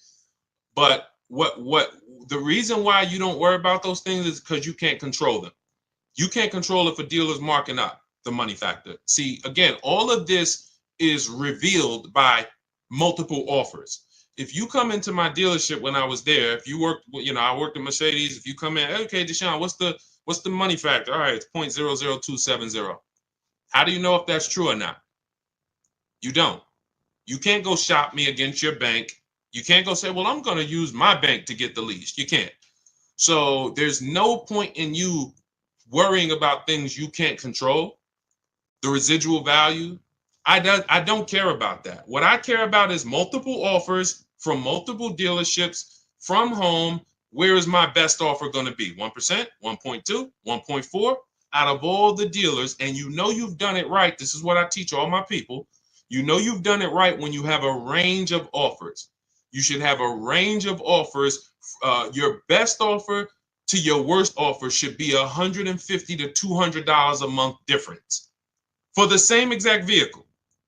Same exact vehicle. You should be able to see, wow, the best dealer is like $505 a month, and the worst dealer is talking about $700 a month. That means you've done it right, because 4 out of 5 are going to be overpriced. But everyone I teach who've gotten deals, when you look at, some of you on TikTok, you can't see this, but if you watch the replay on Facebook or Instagram, you'll see a bunch of people that we share all the time in my groups. They send me their deals, and we can see, look, 1%, $10.50 a month. Somebody just got a Yukon XL. They dropped the pricing from 75 to 36 to 70 grand, 1.5%, because it was a 2025 and they have no supporting programs. They have no big rebates, brand new vehicle to the market. Then you have 585, 1.1. This is a $49,000, almost $50,000 2024 Nissan Murano Platinum, 585 a month. Ken got right around the holidays, 1.1% of the MSRP. He's talking about they accepted his counter offer. We have a built-in calculator in my book and in our courses where you just plug all your offers in and it spits out with the counters to send, because you never want to accept an offer without countering. But this is what no one here is worried about. Residual, they don't even know it. We don't know it. I don't know what the residual value is on this Infiniti truck that I got outside 2025. I don't care. Doesn't matter to me, because I'm not thinking about buying the vehicle. I'm not going to buy my lease at the end. I don't do that. We don't do that. I don't care what the money factor is. All I care about is my payment is 1% or less of the MSRP. My payment is 1.2% of the MSRP. My payment is 1.4% of the MSRP. I don't care about how we got there. I don't care about how many rebates they had or didn't have. None of that stuff matters to us. That's why we're able to just shop the offers. This is the stuff that slows you down. Worrying about things you can't control. Worrying about things that if you're negotiating with a dealer, they can manipulate. We sit at home. We use the scripts and emails that I use, that I've written for you guys, send them out, let the offers come in, and then we see where the best one is. This is how we shop for new cars and leases. Very, very simple. All that other stuff is a waste of time. And as a car salesman, all of that other stuff, if you came in with that mindset, there's nothing you could do to beat me, because you don't know the truth. You just don't know the truth. You don't know the truth. You don't know what I own the car for. You don't know if my competitor will take off $2,000 more than I will. You don't know when you're sitting there. That's why we do not sit in dealerships and talk numbers. We get our deals done from home, hence our name, Cars from Home. Okay? All of you who like Deshaun, I'm already getting overwhelmed that we got 2 steps for you. You got the blueprint. That's my new digital book, Cars from Home, 7 Steps to Saving Time, Money, and Avoiding Dealerships. You get your copy for 75% off in my TikTok bio, Instagram bio, YouTube comments, or the Facebook comments. Click that link for 30 minutes. Or you can join if you qualify, you'll see a link there that says Shop with Deshaun.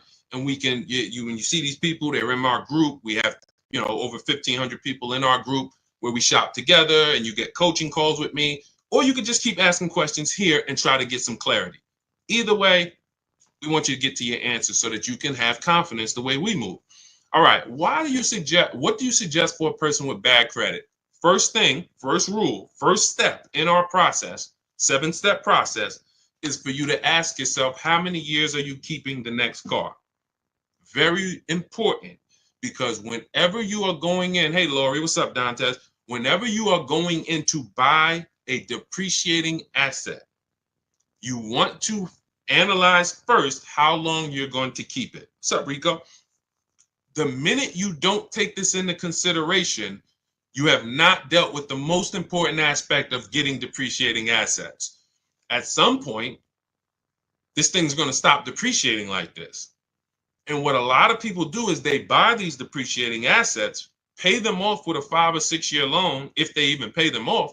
Some of them even you trade them before you even paid it off.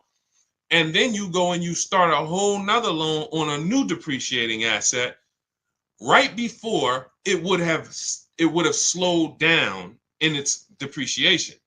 What does that mean? Who has a car in their driveway right now who they've had it for more than 10 years? What's up, Chucks? Vanny, good to see you. We got a lot of questions coming in today. All right, I'm going to try to talk fast. A lot of questions coming in today. Who has a vehicle right now in their driveway you've had it for more than 10 years? Let us know. Not a lot of people. What's up, Keith Miller? Good to see you. Devin D, how many years have you had it? Let us know how many years you've had it. Put it like that. How many years have you had the vehicle? I want to clearly distinguish with these people. I want everyone else to pay attention because these are the examples of what we call keepers. All right, I see you, MG Daddy-O. All right, so you've had a vehicle 12 years. These are what we call keepers. Good to see you, Keith Miller. That means I've kept my vehicle so long, it's no longer depreciating. See, when you first get your vehicle, it's depreciating like this. Like this. It's literally a slope of losing value. You look at what your vehicle will be worth a year from now. It'll be worth $3,000 less. 2 years from now, it'll be worth $8,000 less. Like you're in a big depreciation cycle. But when you get to where Devin is and where MFG Daddy is, and these people who've had their cars for 12 years, 11 years, their vehicle is going to be worth next year about what it's worth today. They've reached what we call the reward stage. What's up, Josh? Starry Skies, good to see you. A lot of people checking in on TikTok. When you this is the purpose for the purchase. Because purchasing is expensive. You buy the whole car, you have to pay for it. You're on your own with the warranty. Once it expires, there are expenses. So what's the good part then? At some point, I'm going to get to a point where I own this vehicle, it's paid off, I have no payments, and it's not depreciating as much, where I can hold on to it, keep it, pass it down to my family, not go get another vehicle and start the process all over again. That's the difference. So the first thing you want to ask yourself if you have bad credit is, how many years am I going to keep the car? That's step one in my book, step one in our process. How many years am I going to keep this car? If it's more than 8, then I need to be purchasing, whether it's a new or used car. I need a below market purchase. Can't pay what everyone else is paying for their purchases. Below market purchase. But if I'm not going to keep the car for 8 years, then I need a below market lease. Because when you add up all the lease payments on a great deal, it's no comparison to a purchase. What I'm paying for this Infiniti truck, it's a $54,000 truck. I'm paying $499 a month. After 36 months with this lease, $499 times 36, I would have paid $17,000 plus I gave them the money for the I gave them about another $700. I would have paid $18,600 for a $54,000 truck. Y'all get that? Type $signs if y'all understand the math. If y'all understand the value. $54,000 truck, I'm only paying $18,000 over 3 years. That means if I bought it, that's all the depreciation I'm going to pay for. $18,000 total out my pocket, out of my family's bank account to drive a $54,000 truck. Doesn't include taxes and everything. Some of you who are going to buy these trucks, you're buying taxes and everything. That'll put you around 58, 18,000. So when we say leasing, some of you have heard me say, you can't get a good deal if you purchase, but you should have leased. It's over. Deshaun, how many years are you? I'm only keeping this car 5 years, but I purchased it. Could I have gotten a good deal unless they gave it to you for half off? No. No. There's no way a below market lease is too many times better than a purchase for you to get a good deal on a purchase and win. So with bad credit, that's your question you're asking yourself first. Now, if you don't, you can't qualify for a lease. No problem. Now we're going to set ourselves up to get a lease, though. And in order to set myself up to get a lease, I'm going to get me an inexpensive car, smallest car I could get a loan on, drive that for 18 months, 2 years, establish a payment history, get my credit up to 680, 690, and then in 18 months, 2 years, I'm flipping into a lease. That's in my book. That is in our, when we have two processes. Everything I'm teaching you is, we have two different ways we teach people. Everything I'm teaching you is inside these processes. One is the do-it-yourself. Those of you who are like, Deshaun, you give me the step-by-steps, I'll knock it out. That's my digital book, Cars from Home, 7 Steps to Saving Time, Money, and Avoiding Dealerships. Those of you who are like, we have a done with you, where you're like, Deshaun, I'm more of a done with you person. I would like to ask you questions. I like to be able to, instead of reading, I like to watch a couple short videos to guide me to the process. See if you qualify for done with you. That's in our TikTok bio, Instagram bio, Facebook comments, and the YouTube comments. Either way, whether you're do it yourself or done with you, we want to make sure you have what you need. But that's the process. If I have bad credit right now and I'm like, I know I should be leasing, but I can't qualify for a lease, I'm going to get the least expensive car. I'm going to build my credit over 18 months and 2 years, and then I'm going to flip into a brand new lease. And that's my power play. I'll sacrifice for 2 years and then pull off in a brand new car versus what most people are going to do. Thank you, Devin D. Shout out to the people running the likes up on TikTok. Versus what most people are going to do, which is I don't qualify for a lease. Let me go and just buy a car, pay 20% interest, have a high payment, no warranty, low quality vehicle. And in 2 years, I'm not going to be any closer to leasing. In fact, I'm going to buy a car that's so expensive and going to have such high interest. When something goes wrong, I'm liable to miss a payment, be late on a payment, set myself back from even being able to lease in 2 years. That's why we operate with plans. Okay, let's go. A lot of questions coming in. Keep typing your questions. Equity Now, welcome. Good to see you, Taylor Gill. Good to see everybody checking in. Type your question. Instagram, y'all quiet. Except for my man MFG Daddy-O and Chief B, I don't see many people on Instagram talking. KND Mad Love, Sharon Weens, I see you. Let's go. Facebook is quiet too, but that's okay. That's all right. Let's go. Can you purchase a vehicle from Carvana with low credit scores? Sure. You can purchase a vehicle from anywhere with low credit scores. It's not about that. Do you want a great deal or not? So if you say, all right, let me walk into Carvana, let me buy a car on Carvana. I got bad credit. Sure, you get a car. You can walk into any highway dealer and say, hey, I have bad credit. Can I get a car? They're going to do everything besides move heaven and earth to try to get you in a car. Is it a good deal?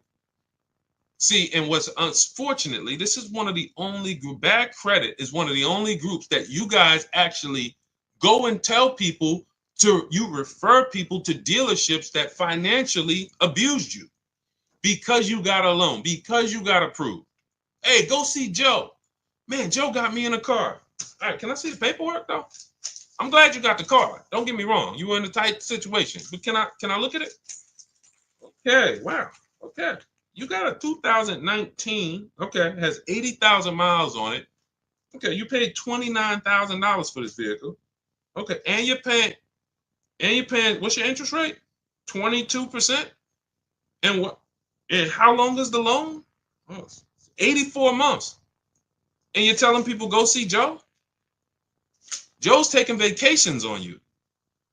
So anyone can put you in a car. But with bad credit, what you should be looking at is this. See, we bid everything out. How do we guarantee that we pay less? How do we have what we call here at Cars from Home price assurance? Which means when I walk out the dealership with my car, with my paperwork, I have the assurance of knowing that there's no way I could have paid less anywhere else. No one in my region, within 100, 200 miles of me, could have made me a better deal because I shopped that whole market. Competitive offers. That's how you get price assurance. It's the same way you do with Amazon. Same way, you could buy something from, why can we buy something from Amazon and have total price assurance? Competitive. It's okay, I'm gonna scroll this, I'm gonna look at reviews. Okay, this is a similar product. Oh, this is the same product. Okay, competitive. So this is how we shop for everything except cars. So all we're doing here at Cars from Home is teaching you how to shop for cars the way you shop for everything else. So when we're looking and saying, all right, we have bad credit, we're bidding out three things, three parts of our transaction. Who we get our car from, you need to win a bid. That means if I'm looking for a blue or black Honda Accord, that means out of all the black and blue Honda Accord, you need to be the lowest one, best value. That is very different than my loan. My loan, I need to pay more because I'm a higher risk. The loan, I need to pay 20%, 18%, 22% because I'm a higher risk. Has nothing to do with the price of the car that I'm getting. That's the second thing we bid out, our loan. Now, when you, thank you, Devin D, appreciate you. Thank you, Simone, good to see you. When you don't bid out, with bad credit, you lose the ability to bid out your loan because there's not many people who are going to give you a loan. We have some resources. We use a company called LendBuzz. They help a lot of people. I don't have any affiliation with them. They've never paid me a dime. I've never personally worked with them, but in my research, says they'll approve a lot of people. So now you can't bid that out because there's not 10, 15 people bidding for your credit like us. When you have prime credit, you can bid out your loan to, 10, 15, 20 people. That's how we do it. We have a process called the bank bidding war, and it doesn't affect our credit score. It weighs on our credit. So anyway, it's not even, I want to stay focused. But when you go into a dealership and say, all right, give me the car and the loan, you've now said, I don't want to bid. I'm not going to bid anything out. I'm not going to bid anything out. I'm just going to go to who can get me a car and a loan at the same time. And that's what dealers love. 2 transactions in one. And some of you give them 3 transactions in one. You trade your car in, which is selling your car to them. I know that made you think, Deshaun, I thought it was like a trade. It was like, no, you're selling your car to them. Did you bid that out? That's step 2 in the Cars from Home process, something called the equity assessment. Thank you, Letty Boy Mom, thank you. That's something called the equity assessment. We bid that out. How many people will write us a cash check in an hour for our current car? Bid that out. That's how we guarantee we get the most money for our old car. Then we're getting a loan. Bid that out. Notice everything I'm talking about can be done online. That's why the system is called Cars from Home. That's why the mindset is Cars from Home. Because if you were trying to do all of this, going to places, going to your local branch in your bank and your credit union and walking in, then you can't do this. But if you use the internet, you can actually do all of this right here. And that's how we do this. So if I'm you, I'm finding where's the least expensive car out separately. And then I'm working with a bad credit financer like LendBuzz or someone similar who will give me the loan, but I'm going to get a great price on the car. I'm not going to mix those two. Man, I got a great price on this car, but I got 22% interest on my loan. That's okay. Because in 2 years, when your credit's better, a year when your credit's better, you know what you can do with the loan? Who knows? Type it, because most of you know. I got a great deal on this car, great price. Great quality car. Look at it. Wonderful. I pay 22% interest now, but in a year from now my credit's better. Thank you, Devin D. Refinance the loan. Very simple. So that's what I'm doing if I'm in a place where my credit's not good right now. I need a car. Perfect. I'll pay higher interest right now. Work on my credit in a year, 2 years. Refinance the loan. Now I got a good loan. Great car. Perfect.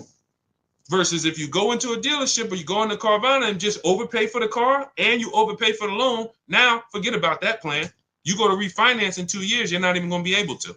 You're still going to be upside down too bad. You'll be upside down too much money, right? Great question. All of this is laid out. See, there's a plan for everybody. Everything I do was to create a plan for everybody. High mileage drivers, anyone who drives over 18,000 miles per year, type HM. In the chat. Type HM in the chat if you drive over 18,000 miles per year. You can't move the way regular people move. You can't base your moves on a regular driving. You don't drive the same. Most people depreciation look like this. You drive 18, 20,000 miles a year, yours look like this. 4 years, you got 80,000 miles on the car. You're depreciating your cars faster. You have a different strategy. We have a different strategy for people who are going to purchase versus lease, buy new cars versus used cars. But it's all 7 steps though. No matter where you are, what your profile is, 7 steps. That's why our system is based on 7 steps. So if you're like, Deshaun, I want the whole blueprint, that's my digital book, Cars from Home, 7 Steps to Saving Time, Money, and Avoiding Dealerships. It's already 5-star rated. You can Google it. This is what hundreds of people have used since we released it to get below market purchases from home. You can see all the reviews. Thank you to everyone who's reviewed the book on Goodreads. We appreciate you. You continue to help that book stay at 5 stars. We appreciate you. But you can get a copy. It's normally $97. Part of my welcome offer. You can get it for 75% off. It'll be $24, but it's only for 30 minutes. That's our welcome offer. You can go to my TikTok bio, Instagram bio, the YouTube comments, or the Facebook comments. Use that link.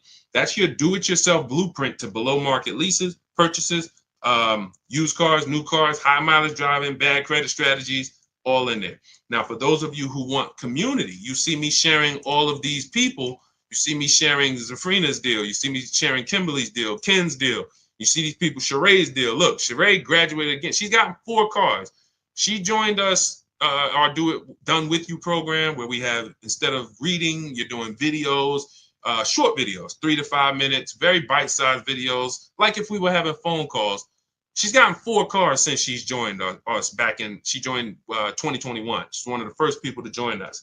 So this is her first, her 4th vehicle. You know, she got a 2025 CRV hybrid. And she talks about all the improvements we made when we created our calculator. She like, we didn't have this when she first started. So she's been able to see all the improvements and things that we've added in terms of, making our system even easier. But if you are like, hey, I'm a more done with you person, I like to, jump on coaching calls. We do 2 coaching calls a month. We have a private Facebook group where everybody comes in, and look, if the book doesn't come, sometimes people with the book try to get in the Facebook group. Sorry, guys. Listen, I got a ton of books here. All due respect, I dumped everything I've learned in 14 years in that book, but I can't call any of these authors. Like, I have questions. I read Tony Robbins' book, Money. It's one of my favorite books. I love to call him and say, hey, Tony, can you break this down to me? That's just not the way it goes. So we have two things, and they're both affordable, depending on what your learning style is. Do it yourself or done with you. You can click the links in my TikTok bio or in the comments on Facebook or YouTube or my Instagram bio, and you can see if you qualify for the Done With You program or if you want to do it yourself. Either way. All right, let's go. We got more questions coming. Let's keep it moving. I see you still, Calvin. All right, hold on. We're coming. All right, I'm curious to know whether or not, if you have a family member that works with one of the major car companies, is that a best way to buy a car from the A to or B? Wait, I'm sorry. Is that a best way to buy a car from the A plan or B or the B or C plan? I wouldn't. It doesn't matter. Family members don't matter. You can only do what the dealer is willing to do. I mean this with all due respect. I've had car salesmen come on my streams. There's 2 types of car salesmen that come on my streams. People who, they're not trained. They have no idea about the numbers I talk. I will watch car salesmen over and over buy cars, buy them, not lease them, trade them in 3-4 years, 2 years, lose a ton of money, just do it over again. I'm like, you don't even understand your own business. But it's not their fault because we're not trained. So I can't fault them. I really can't. I don't fault people. The people who understand what we talk about, quite honestly, they've been general managers, general sales managers, finance managers, or those are the people who are like, you'll see it on my videos. I was a finance manager for 20 years. This guy is legit. Because a salesman, when I went to work for Ray Katina, I went from working at Pontiac Buick GMC, where I had to run back and forth to the desk to get the prices, and then I got thrown into Yankee Stadium. And Yankees, they're top 3 Mercedes-Benz dealer in the country at that particular time, and Ray doesn't have finance managers. You are the finance manager. So you are putting in the credit apps. You are working with the banks. You are going over everything with the customer, the extended warranties, the after sale products. They didn't have that experience that I had. Therefore, they've never been exposed. They're still back. Hey, let me go get the numbers from my manager. They don't even understand the numbers. They don't understand the program. They don't understand what makes up the numbers. So this is most salesmen in America. So it's always about bidding. I don't care if you have a family member, keep them honest, get other offers. It doesn't matter. Even for some of you who have special pricing. Oh, I get GM family deal. There's no guarantee a deal is going to give you the family deal price. You could go in and say, hey, I got a family deal. If you're dealing with what we call the 80%, okay, your price is this. It's a lot. And your price is this. We ain't gonna tell you about the $2,000 rebates we got. Your price is this. We're not gonna tell you that in the lease though, because you're leasing. We're marking up this interest rate. You can't see that. So the only way to reveal what the truth is to sit at home and make these people bid and submit offers to you so you can look at them while you're in control. You're in control. Nobody's pressuring you, sitting in your living room, sitting in your house, and you're reviewing offers in your emails. And now you're seeing, oh, wow, this person was lying to me. And sometimes they're not lying when they say that's our best offer. That's just that dealer's best offer. They're not going to go any lower than that. A lot of dealers, we call them the 80%. I'm not going to go lower than a certain amount. I make $5,000 minimum every car I sell. And if I can't sell it for $5,000, I'd rather sell it to someone else who will buy it. We got people walking in paying this. So why would I do the deal with you when I could just let another person come in who doesn't know how to shop and I'll just charge them that money? That's the 80%. But the 20% is who we reveal through our competitive offers, through searching the market the way we do from home. And that's how we make sure that we always pay the least amount in the market. All competitive offers, peace of mind, easy, simple. It's a breeze. When you see the people who use our stuff, it's like it's a different world. We don't have the anxiety you have. We don't have the buyer's remorse you have. We don't feel out of control like you have. We don't feel like, oh man, this is the second most expensive purchase of my life and I'm dreading it and hating it. Can't wait to get it over. We don't have those things. And that's where we want you to be. Okay? So Chucks, multiple offers, family member or not. I would tell friends. People know me. People said, Deshaun, I know you got this used. I remember a good friend of mine, he was buying a Mercedes truck. And I work for Mercedes. He said, D, I'm going to give you I'm going to call you first. He said, but it's this other truck in PA. They're saying it's their last, it was whatever the year was. It's like the last 2019 or something at the time. And man, he said, they're taking off like 18 grand from me. And I had another truck up here, but my dealer wasn't taking off 18 grand. I said, you need to get that truck. I'm not going to tell him, hey, come on in here, man, pay me more because I'm your friend. No, you're doing what I would do. Yeah, I got a friend that works for the brand, but I'm also shopping the market. And if my friend can make me the best offer, great. If not, no harm, no foul. I'll see you in a couple years for the next deal. But we don't have friends. You got to earn it. You got to win the bid. Planning to keep the car. Good, Chucks. Doesn't matter if you're keeping it 10 years. You still need to get a below market price because if you pay 5-10 grand over what you could have paid, stretch that out over 10 years, that's how much money's coming out of your family's bank account for, it not knowing how to do this. Okay? This isn't hard to do. What's hard is to unlearn the program. That's what's hard. I got to unlearn what I've been taught. Oh, I need a car. Let me go to the dealer. That's a program. I need a car. Let me go to the dealership. That's like saying, oh, I need a TV. Let me walk into Walmart. First thing we're going, and that it's even worse than that, quite honestly, because, but anyway, let's go. Keep them coming, Dolan. See if we can get Still Calvin. If not now, then let's get him because we might have some questions before him. We already hit on the 1% rule and the 1.5% rule. I see, let's see. Let's go. Zoe Mill, good to see you. Byron Stallman, good to see everybody checking in on TikTok. Iris, good to see you, Mr. Coop. Good, Dolan. We hit that one already. We hit that one early. The Kraken, nobody joined. Good to see you. All right, if I owe 18,000, but my trading value is only 6K. See, now there's a curse word in this. What's the curse word that he just used? See, there's a curse word here. There's a couple curse words we don't use here, okay? Who knows what the curse word is that was just used?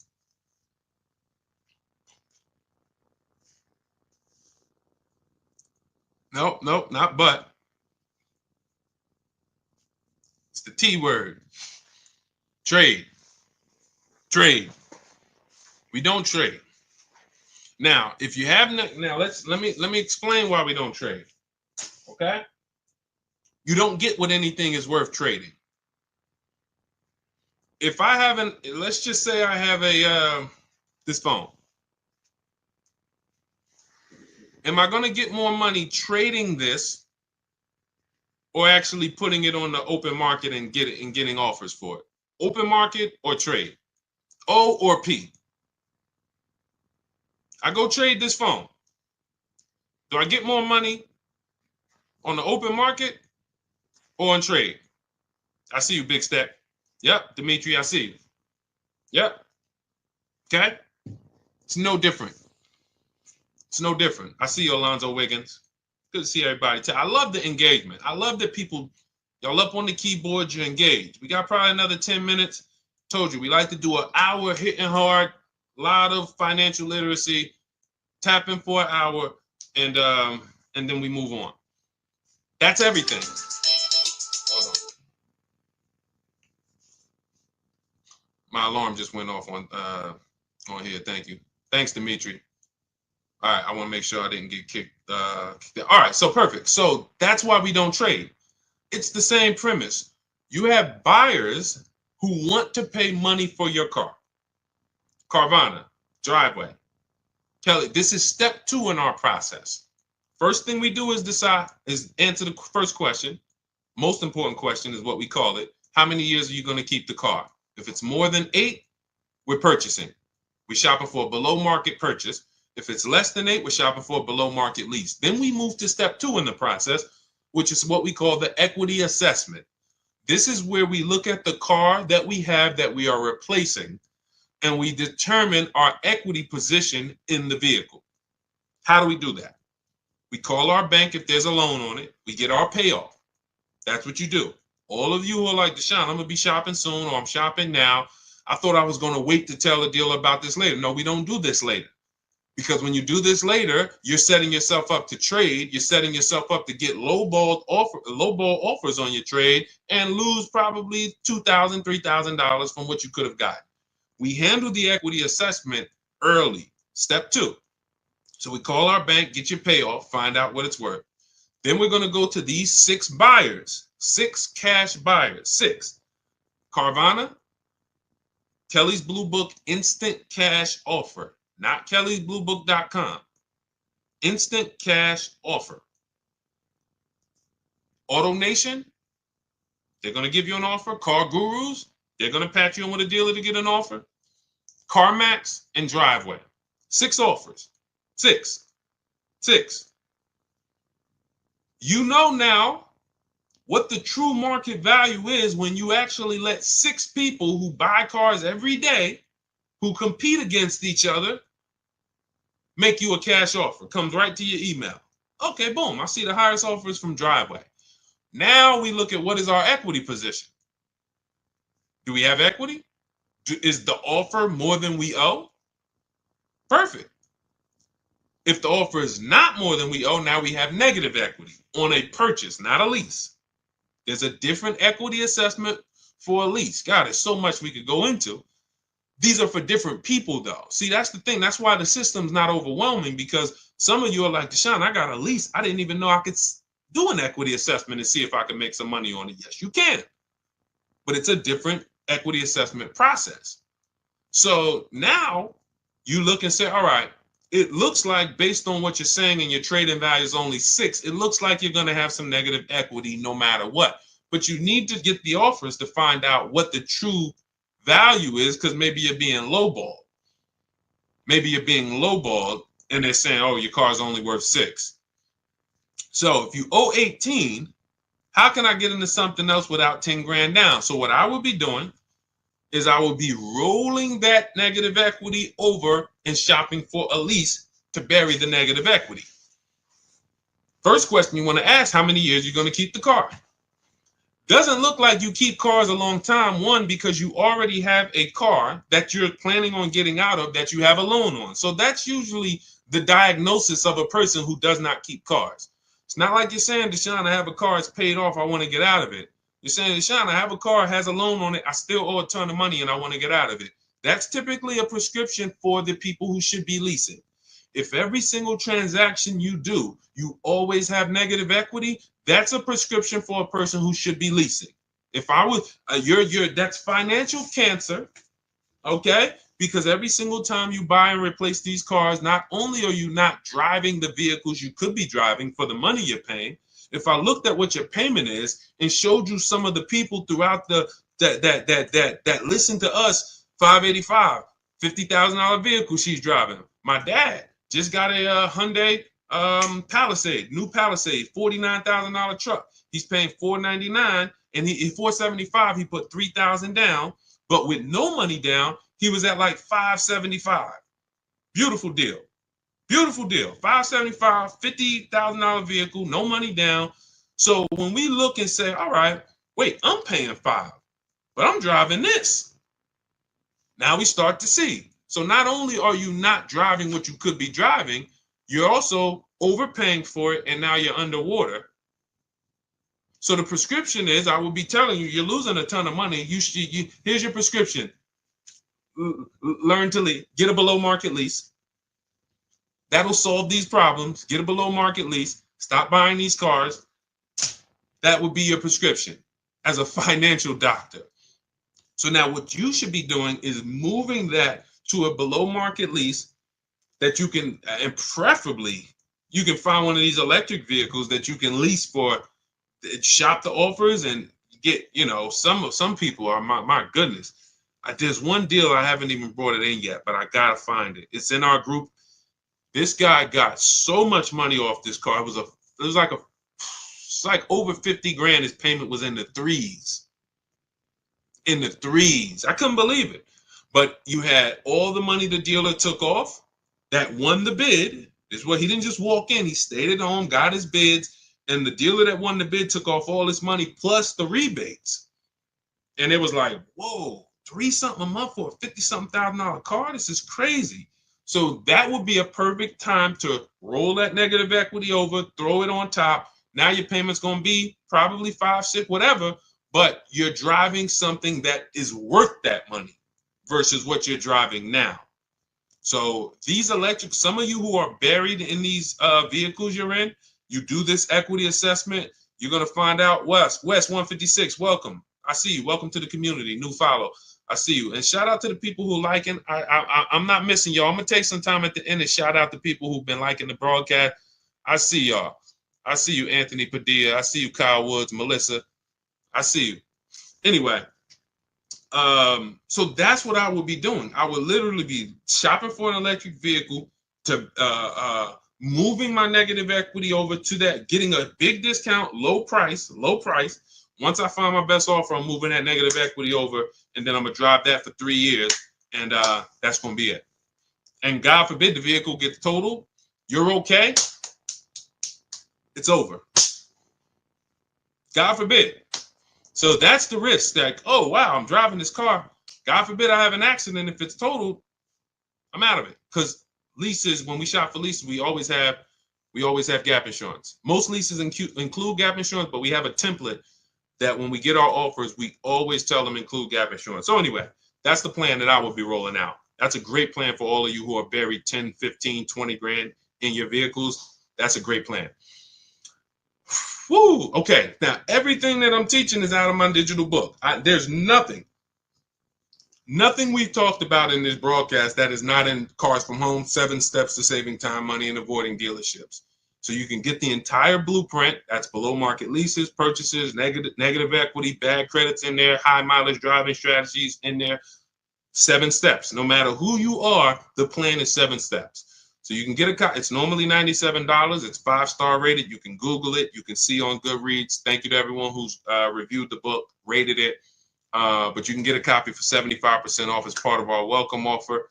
That is, it's only for 30 minutes. You'll get it for $24 if you get to my TikTok bio, Instagram bio, the YouTube comments, or the Facebook comments. Click that link. That'll activate your 75% off. That is the ultimate do-it-yourself blueprint. Everything's in there, 7 steps. Now, for those of you who want to be a part of the community, you have a different learning style. You prefer, Deshaun, instead of reading, break this down into short videos, 3 to 5 minute videos with action steps. That's our done with you. And you have our, this includes our private Facebook group where you can ask questions, not just from me, but to 1,600 people that came before you in the last 3 years. Who, you see Sheree earlier has gotten 4 cars using this system, 2 used cars, 2 leases. So we have a community of people who have learned and mastered the Cars from Home system, and you will too. And then we do coaching calls twice a month. So if you have questions, you could jump on with me personally. So those of you who want to see if you qualify for that, click those same links in my TikTok bio, Instagram bio, Facebook comments, or YouTube comments, but you're going to click shop with you, see if you qualify for that. Okay, but either way, get in where you fit in. All right. Ooh, we got a lot more left over. Man, I see we never could get to all the questions. I see we're right around the hour mark. You know what? Let's wrap there. We did a lot. This was good. A lot of questions, a lot of engagements. I see you, Chuck. I see you, Sarah Wells, Big D12, D122, Donald Howell. Do you have still Calvin, my man on Instagram? I wanted to just hit you. He said, do you have anything for people who already bought a car and want to refinance? I mean, you can do this online. Type in, refinance car loan online, get multiple offers, your credit union, banks. It's not even just a matter about waiting for your credit to improve. Sometimes you didn't get the best offer you could have gotten when you got the car. So yes, sometimes it is, hey, I got the same credit, but there's been people who left the dealership at 8%. They didn't know they could have got 6% or 5%. They didn't know. They just, hey, it just feels like this. I'm paying 7.9. I feel like I could have got better. You go to online, refinance car loan online. Give them your information and see if you can get a better car loan. That is something I will be doing on a regular basis, every 6 months, 12 months. Ultimately, you want to do this with people with a soft pull. So specifically look for soft pulls. If you're going to do it on a regular basis, specifically look for soft pulls. You don't want to be, doing these hard pulls every 6 to 12 months at all. Okay. And listen, we do plan on inventing that, because there should be a way to actually just easily have multiple offers submitted to you for banks. But it's, unfortunately, these systems don't exist. We do these things manual. In my book and in our course, we have something called the bank bidding war, where after we find our best deal on a car, we now are going to shop all our banks and credit unions to see the best offer. And then we're going to let the dealership see if they can beat it. So as long as you let multiple people access your credit in a small period, a small window, 14 to 45 days is what they say. If you type in rate shopping, car loan rate shopping, you'll see that Experian wrote a blog post about this, the rate shopping window, where they allow you to have multiple people run your credit with a hard pull. And at the end of that period, it will have the same weight on your score as one hard pull. So if one hard pull would have dropped your score 10 points, 20 hard pulls will drop it the same 10 points if you're shopping correctly. That doesn't mean we're going into dealers letting, hey, run my credit, then go to another dealer, run my credit. This is you manually letting banks see and make you an offer. That is the due diligent. That's the diligent thing to do. But yeah, that's, just shop and see. In your case, shop and see, soft pull, refinance quotes, and see what you come up with. Okay. Thank you, Chucks. Appreciate you. Thanks to everybody who tapped in. Hollywood Smiley, Liam. All great questions today. We will be back. For everybody who got the book, enjoy it, use it.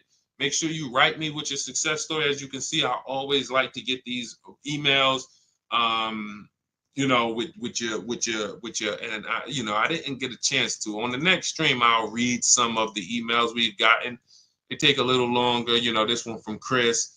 A lot of you have sent me emails. Don't think I haven't got them. Jessica, I gotta, we try to flow and get in, once we get into a flow, we don't always get a chance to read all the stuff. So anyway, Dimitri, I'm glad you just got your book. Enjoy it, use it, and keep unlearning. Forget every single thing you've learned about the car buying process. Trust our process. That's what I say. When you get started with us, you come into Cars from Home, it's oil and water. The systems don't mix. So you leave everything at the door. I've accounted for every part of the car shopping process, even when you're going through the steps and you're like, wait, he hasn't talked about this yet. That's because it's by design. Oh, he talks about this at day 5. When you get to step 5, you'll be like, oh, okay, this is where it's hit. I'm used to planning that here. See, there's a reason. There's a specific order everything is in order for a reason. So trust our process, leave all the things you learned and the car dealers programmed you to do at the door, and your success is guaranteed. All right. God bless you. I'll see you soon.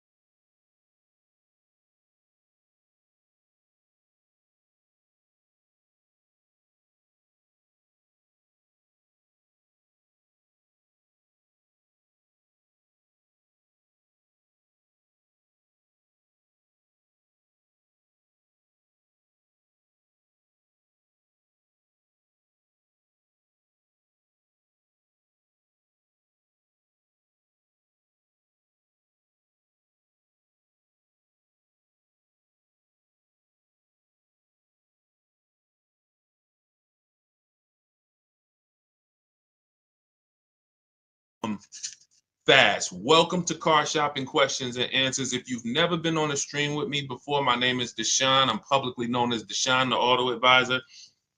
Everyone, if you are new here, type a number 1. What's up, Mr. Randy? What's up, Andrew? What's up, Dana? Anyone who is brand new here, you've never been on a car shopping stream with us before, you might be familiar with what we do. Type a 1 in the chat. I want to give you guys a welcome. All the new people. What's up, D? What's up, D? Miss BNN. What's going on, RCH? What's going on, Sweet Rescuer? Let me jump on Instagram. We are live on Instagram, YouTube, TikTok, and Facebook. Let me jump over to Instagram so I can make sure that I am seeing my people over here. What's up, Miss BNN? Welcome, new people. MDC, I see you. GTO. Is that the GTO Pontiac? Are you a car guy? Let me know. What you got GTO in your name? Everybody who is new, type of number 1. Jingle, welcome. Daniel, welcome. Scott Biggs, welcome. Anthony Byron, welcome. Welcome. Let's go. I like to know the new people. Now, if you've been here before, I want you to type welcome. Type welcome if you've been here before. If you're familiar with what we do here is we are the place to make sure you get the best deal on cars, new cars, used cars, leases, does not matter. That is what we do here. Welcome. So when you guys see the welcome from the people, that's the regulars. These are the people who tap in. What's up? Good to see you, Epic. Good to see you, Kenneth Newby. Good to see you, Mr. GG. When you see the welcome, this is our community welcoming you here. What we do here is very unique. If you tap in, we'll be on for about an hour. You can get your questions answered about car shopping. I spent 14 years in the car business, working for Mercedes-Benz, General Motors. I ran a brokerage for 4 years. And now what I do is educate you guys, give you the tools, the strategies, the step-by-steps to make sure you are never overpaying for cars. You need to be getting the best deal in the market, and that is going to be $5,000, $10,000, $15,000 less than the average people are paying, depending on what car you're getting. So Start typing your questions. And as you get the questions, I have Dolan, our man, moderating in the background. He's going to be bringing your questions onto the chat. Doesn't matter whether you're on Facebook, whether you're on YouTube, Instagram, or TikTok. Type your questions and we'll bring them all onto the show. Okay. We have 2 things that we give you for the step-by-steps. Depends on if you're a do-it-yourself person. Everything we'll be talking about and everything you'll need to pay less than everyone else for cars is inside my new digital book.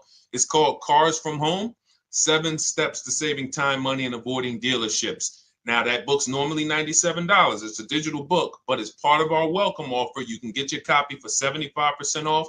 It'll be $24, but it's only for 30 minutes. That's our welcome offer. You go to our TikTok bio, our Instagram bio, the YouTube comments, or the Facebook comments, click that link. That's for you do-it-yourself people. You say, Deshaun, give me the plan, give me everything, and I'm going to follow it to the T. Go grab your copy and come on back. For those of you who are more of a do-it-with-you, Deshaun, I want to work with you together, then you can click the link, those same links, and you can click done with you, see if you qualify for us to shop together. And then, you'll I don't care how you get it. Even if you ask your questions, let's get to it. And then, if you can piece it together and I can give you the answer you need right now, then you don't need the book and you don't need the coaching program and you don't need nothing. So I just want to make sure you have the tools you need to go out here in this market and win and pay less than everyone else is paying. All right, Dolan, let's get to the first question. I'm going to try to get through as many of these as possible. We're going to be fast but thorough. All right, 70 GTO, the Judge Ram, own it for 40. Okay, that's a classic. When I saw GTO in your name, I said people don't put GTO in their name unless they're a car person. Like, that's the Pontiac GTO for those of you who don't know. When I work for Pontiac, that's where I started my career. So I remember the last body style of the GTO, and when we lost Pontiac during the Great Recession, it was a sad day. And then they just came out with the Pontiac G8. That was doing pretty good. So shout out to you. That's a very nice car. Go ahead, Dolan. Let's go. Everybody ask your questions. We're going to go. I'm going to do rapid fire Q&A today. Let's go. It's 2025. It's money on the table. Let's get to it. Why is it so hard to get a dealership to give you a cash discount? You're talking to the wrong dealerships. You got to understand something. 8 out of 10 dealerships are going to lie to you. If you accept that, that'll give you what you need to move accordingly. If you are shopping for a Nissan, for example, 10 Nissan dealers in your area, let's say within 45 miles of you or 45 minutes of you, 8 of them on average are going to lie. They're going to make it difficult. They're going to try to tell you can't buy online. That's what they're there to do. But if you get 5 offers, which is what we always recommend, you will find the honest dealers. You will find the dealers who want to beat their competition, and that is what it takes. That's why we do this from home. Now, you can call around if you want to call, ask for sales managers, and try to get those offers manually. Do it. We have an entire system. When we do it, it's email. New cars and used cars, all we do is email back and forth. We talk to multiple dealers, and then we get to the honest dealers. But you must understand, never make a decision on a car based on what one dealer tells you. That's what people tend to do. Oh, I went in Nissan, they're expensive. No, Nissan of Bay Ridge is expensive. Nissan of Fort Lee is expensive. But when you get out there and you start to see the entire market, which is why we do this from home. That's why our entire system is called Cars from Home. You start to understand, oh, it's not that all Nissan dealers are lying to me. It's just these guys are lying. And that's what you need to empower yourself and to guarantee that you've paid less than everyone else. Okay? Go ahead. You're working with the wrong dealerships. Numbers. This is a numbers game. Go ahead, Dolan. Next question. Should I get maintenance included in my lease deal or pay as you go? This is a great question. This depends. He asks, should I get maintenance in my lease deal or pay as I go? This depends on the cost. Is there a savings? For example, when I worked for Mercedes, we had maintenance on a Mercedes was literally over a course of a 3-year lease. If you did it with the dealership, it could cost you $1,100 to $1,300. Now, the prepaid maintenance program was an $800 offer at the time. And so there was a savings there of, call it 20, 25, 30%.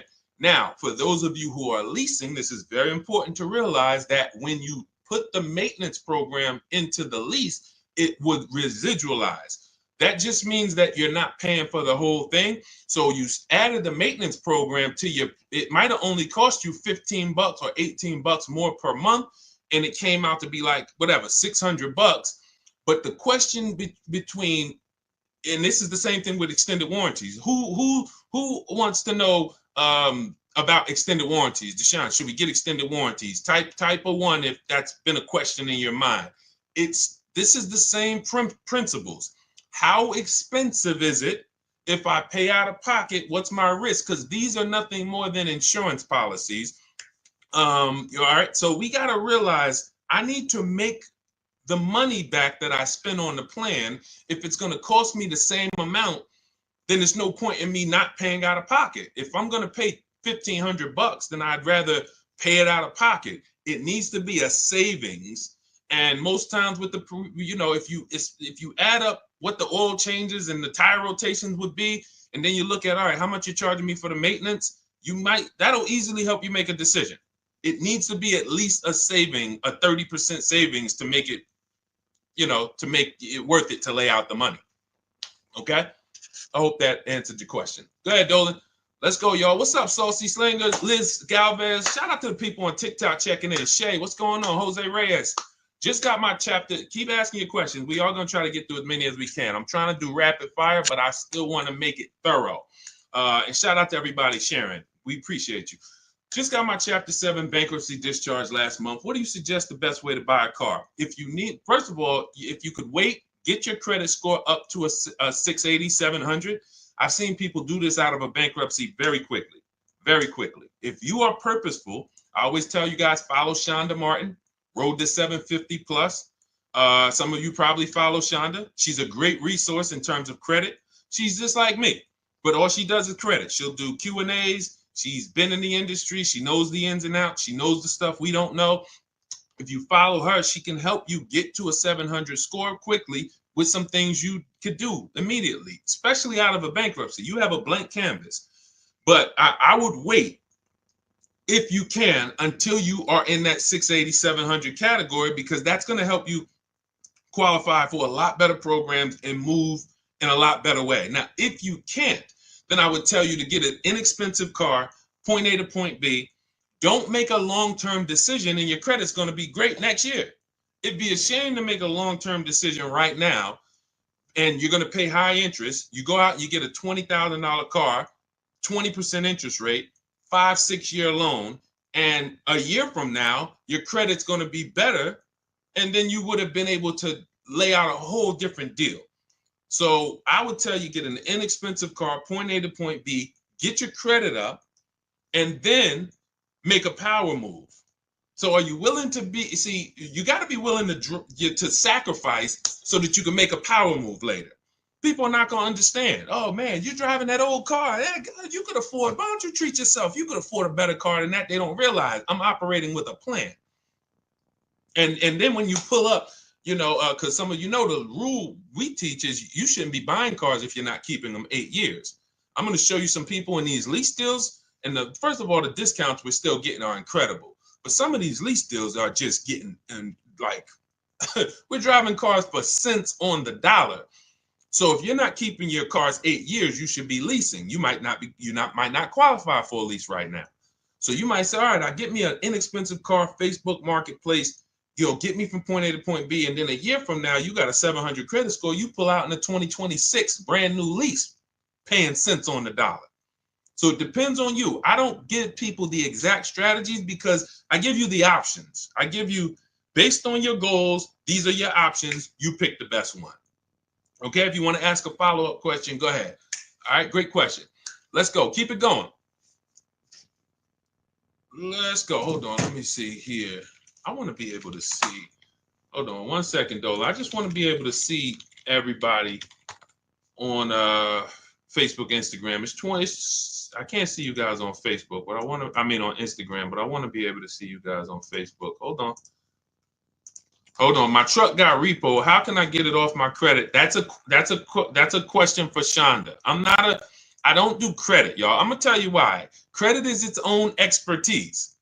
See, if people didn't do cars, a lot of you wouldn't be in trouble. A lot of you wouldn't have bad information about leasing. But because people start thinking, well, I teach people about investing in stocks and mutual funds, you know what, I think I can teach people about cars, and they're leading you astray. They're giving you horrible advice because they don't actually understand the multiple ways to acquire a car. That's why I stay in my lane. I wish they would stay in their lane. Shonda teaches credit. Road to 750 plus. That's a question. Getting something off your credit, that's a question for a credit specialist. Okay? Go follow Shonda and go and implement what she teaches. It's Shonda Martin, DJ King. Shonda Martin. She's all over. She's on every platform. And you can type in Road to 750 plus. I'm sure there's some people on here that could co-sign how great Shonda is as a resource. Okay, go ahead, Dolan. Shoot the next one up.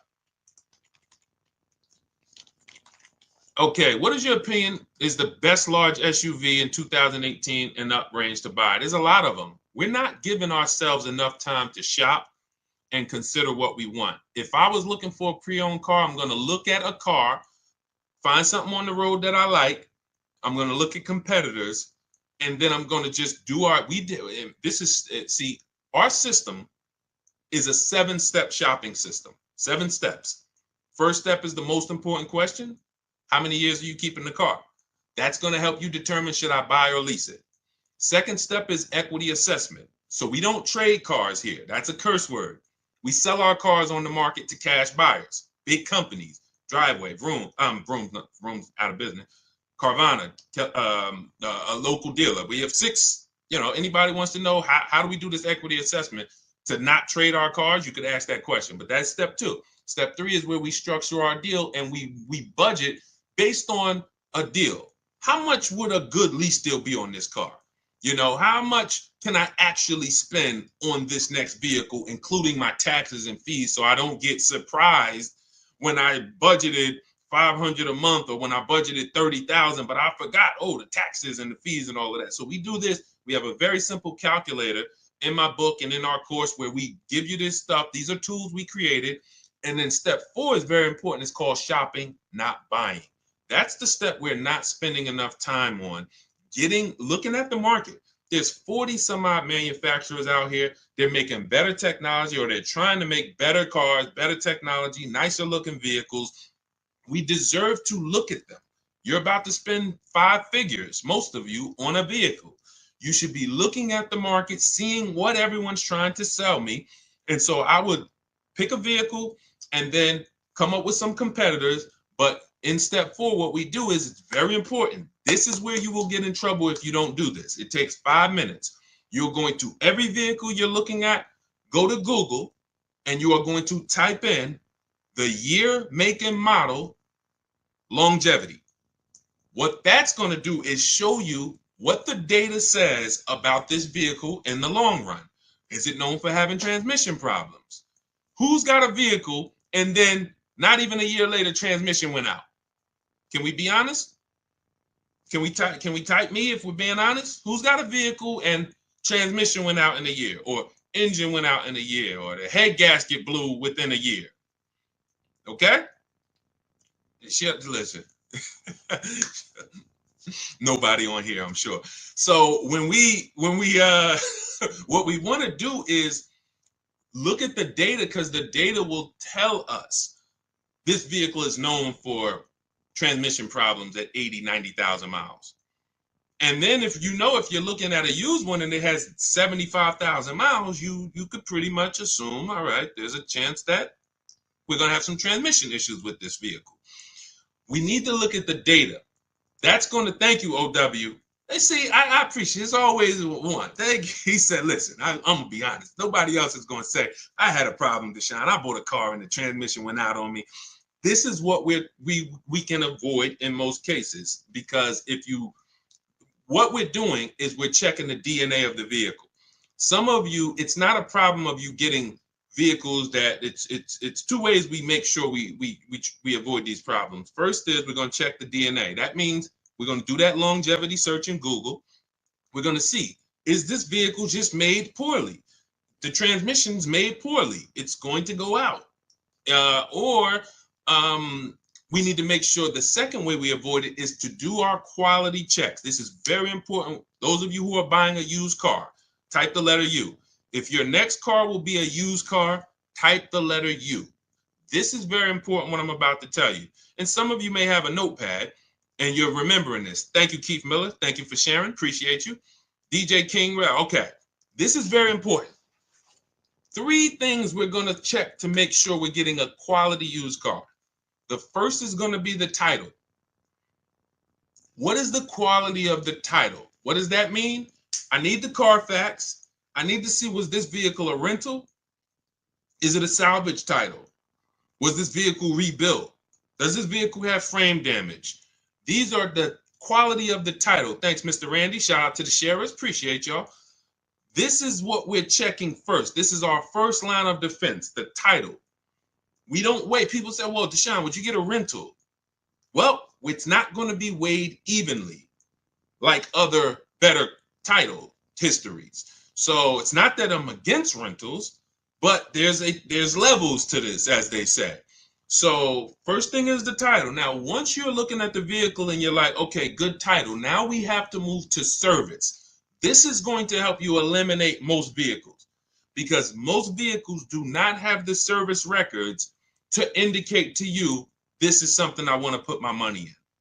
When you look at a vehicle, you should see service, service, service, maintenance, maintenance, maintenance. If you don't see that, do not buy that vehicle.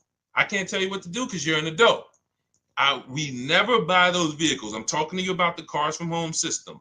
These are boundaries we operate in to make sure we're not getting in trouble. Service records are the biggest indicator of how well the vehicle was taken care of. Everybody's following this, type dollar signs. If you're following this, type dollar signs. And then I'm going to go into the last step. 3 lines of defense. First is the title history. Second is the service records. Third, before I move on, type dollar signs. Let me know we're following this. Okay, Mr. Randy, I see you. DJ King, I see you. 1% money, I see you. Okay. Third thing is the accident history.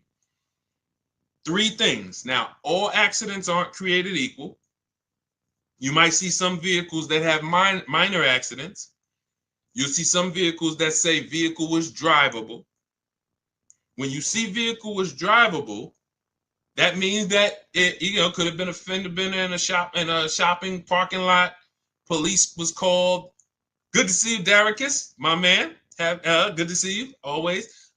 When you see that, that could have been, that means that there was a collision, but the vehicle drove away from the scene. So that might be a deal breaker for some of you. That could be a deal breaker for me. It depends. But we need to weigh it evenly. That's different than vehicle towed. When you see vehicle towed, that means not only was there an accident, that vehicle was towed away after the accident.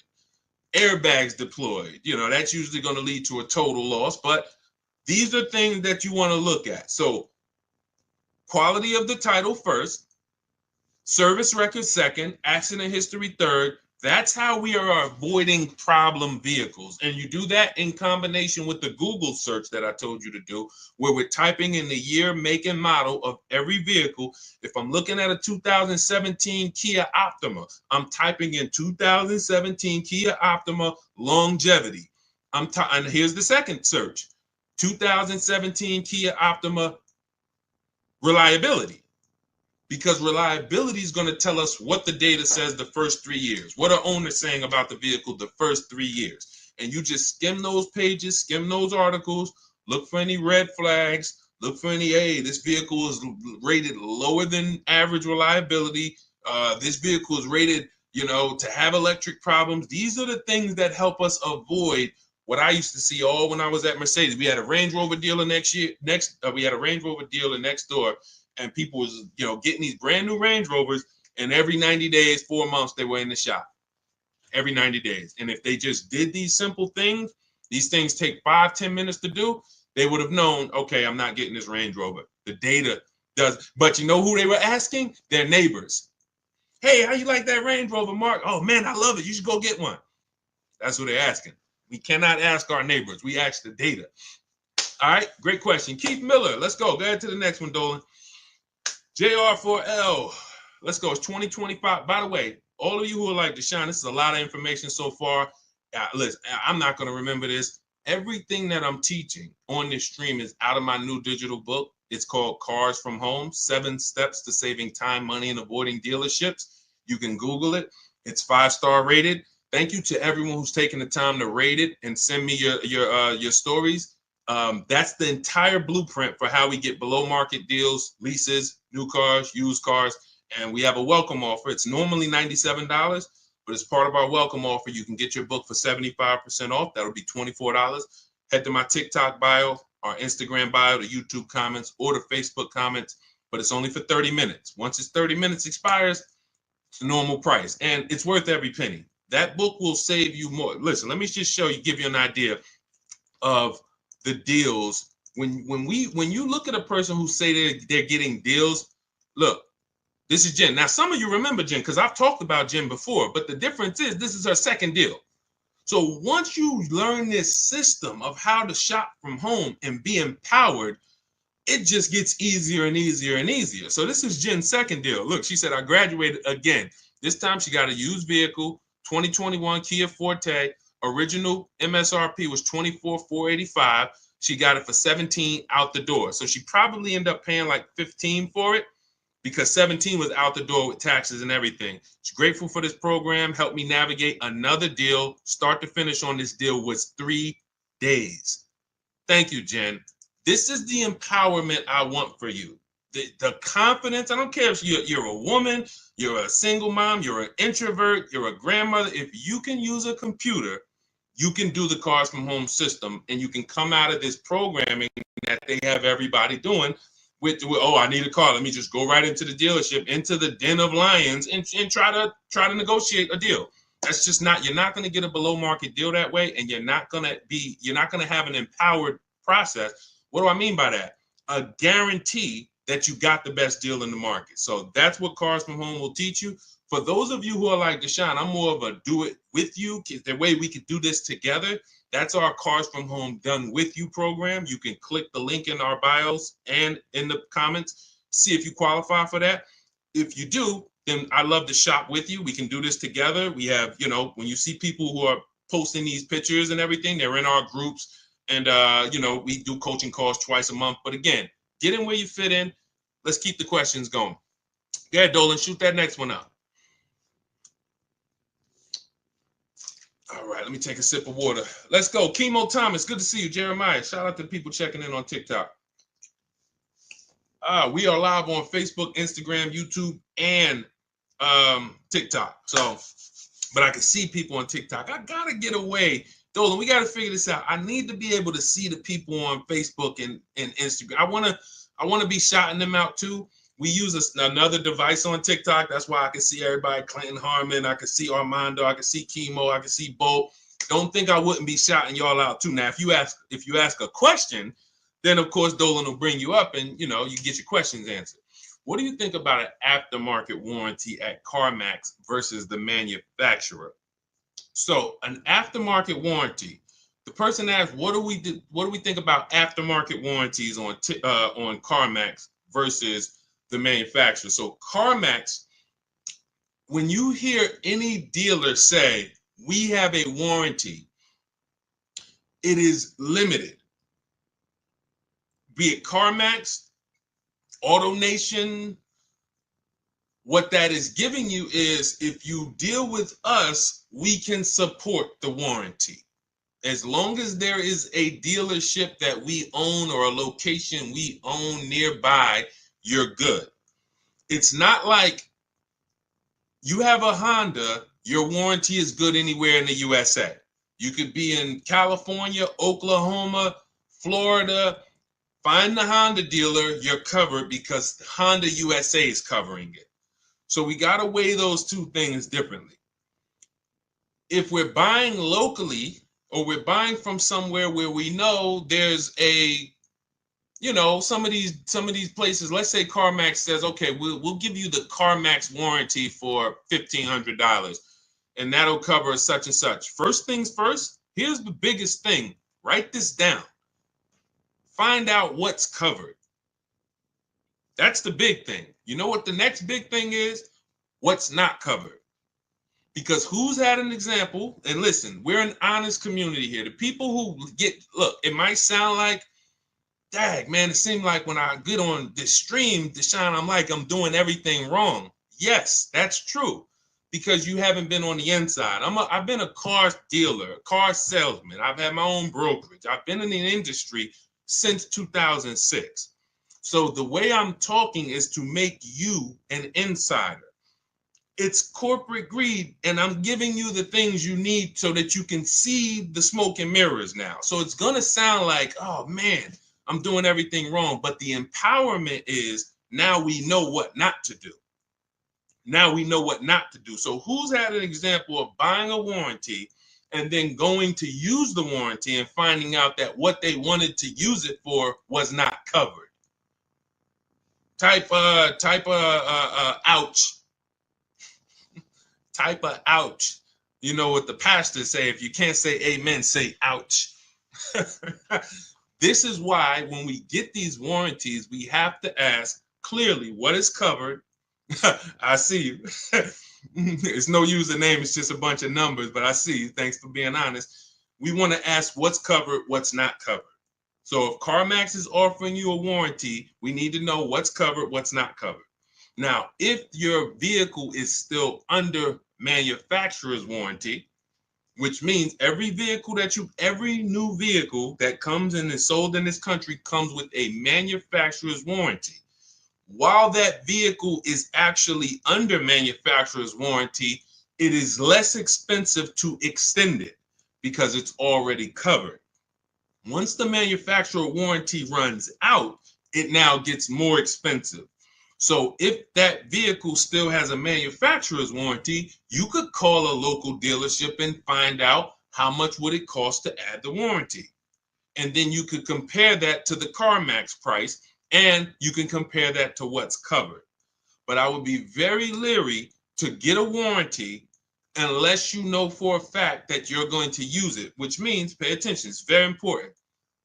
Vehicles that have a high likelihood of things going wrong or breaking, and then they're expensive to fix, these are the vehicles you really want warranties on. You don't, listen, Hondas, Toyotas historically have been inexpensive to fix, but even now they're getting more computerized. You want to make sure that the cost of the warranty is going to be something that you get money out of. I'm not going to pay $3,000 for a warranty when, let's say, if two things break on the car, it might only cost me $2,000. Now I done lost. You have to, when you get a warranty, it's like, I know that if one thing breaks on this car, that could cover the whole warranty. These are Mercedes. These are your BMWs. These are Cadillac. Vehicles that have the parts are expensive, the labor is expensive. These are vehicles that you really don't want to be without a warranty. You want to buy as much warranty as you can. Okay, I have a guide on how I teach you this in the book. This is in step 6 when we get to paperwork and protection, because it's a shame to get a great deal and then turn around and you didn't cover it the right way and then you're exposed. Okay, so, but that's how I would weigh it out. Go ahead, great question. Keep it going, Dolan. Shoot the next one up. We are live on Instagram, YouTube, TikTok, and Facebook. Type your questions. We'll get to as many as we can. Can a person still lease a new car after a bankruptcy, or will I be stuck with pre-owned?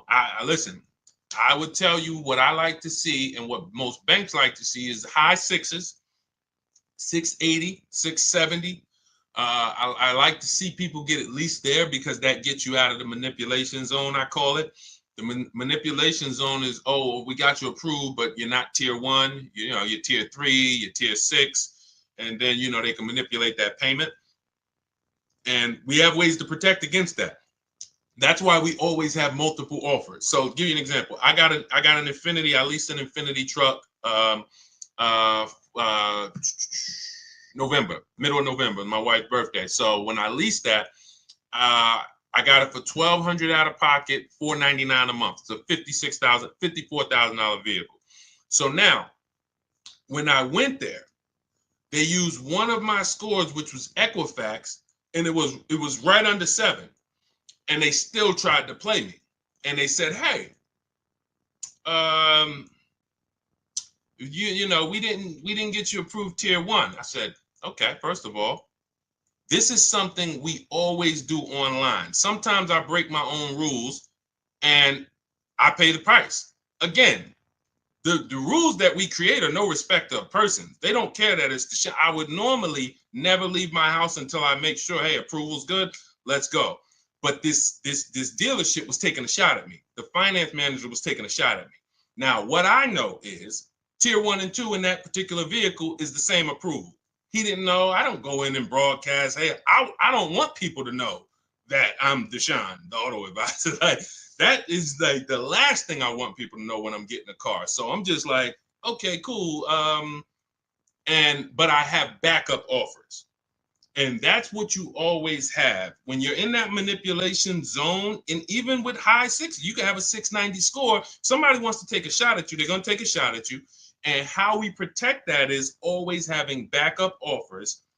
And we say, okay, well, if that's the case, then actually I'm gonna go with my second offer. Is there anything else you can do before I move on? And most times that's when they'll say, oh, okay, well, we talked to the bank, you're good, no problem. That's the way it works.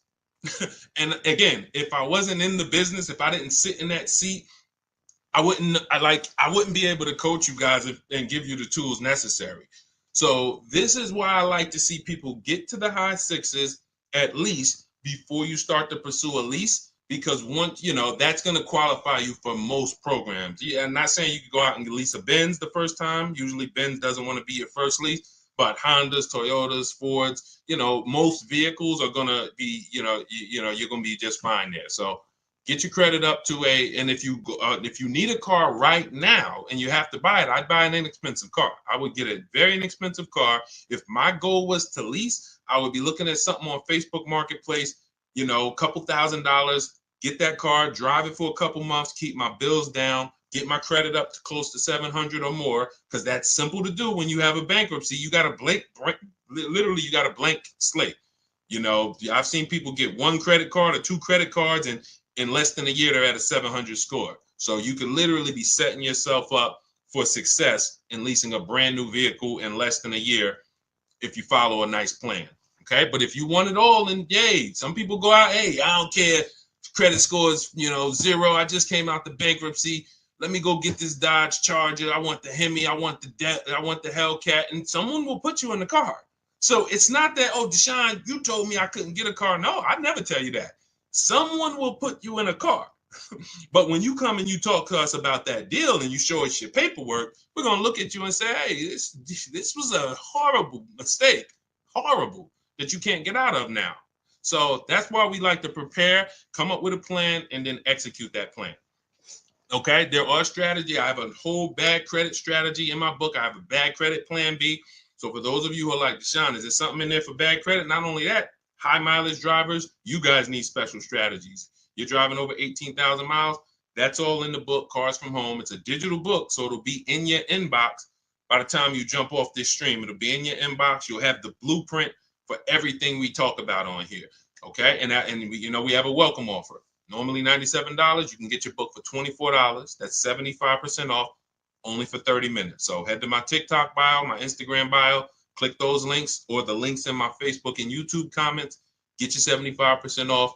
And then once you pay for your book, very important, screenshot that thank you page, because the book is on there. You can literally open that, save it to your computer, and then you have a support email. Just in case some of you type your email wrong, you can email my support team and make sure you get your book.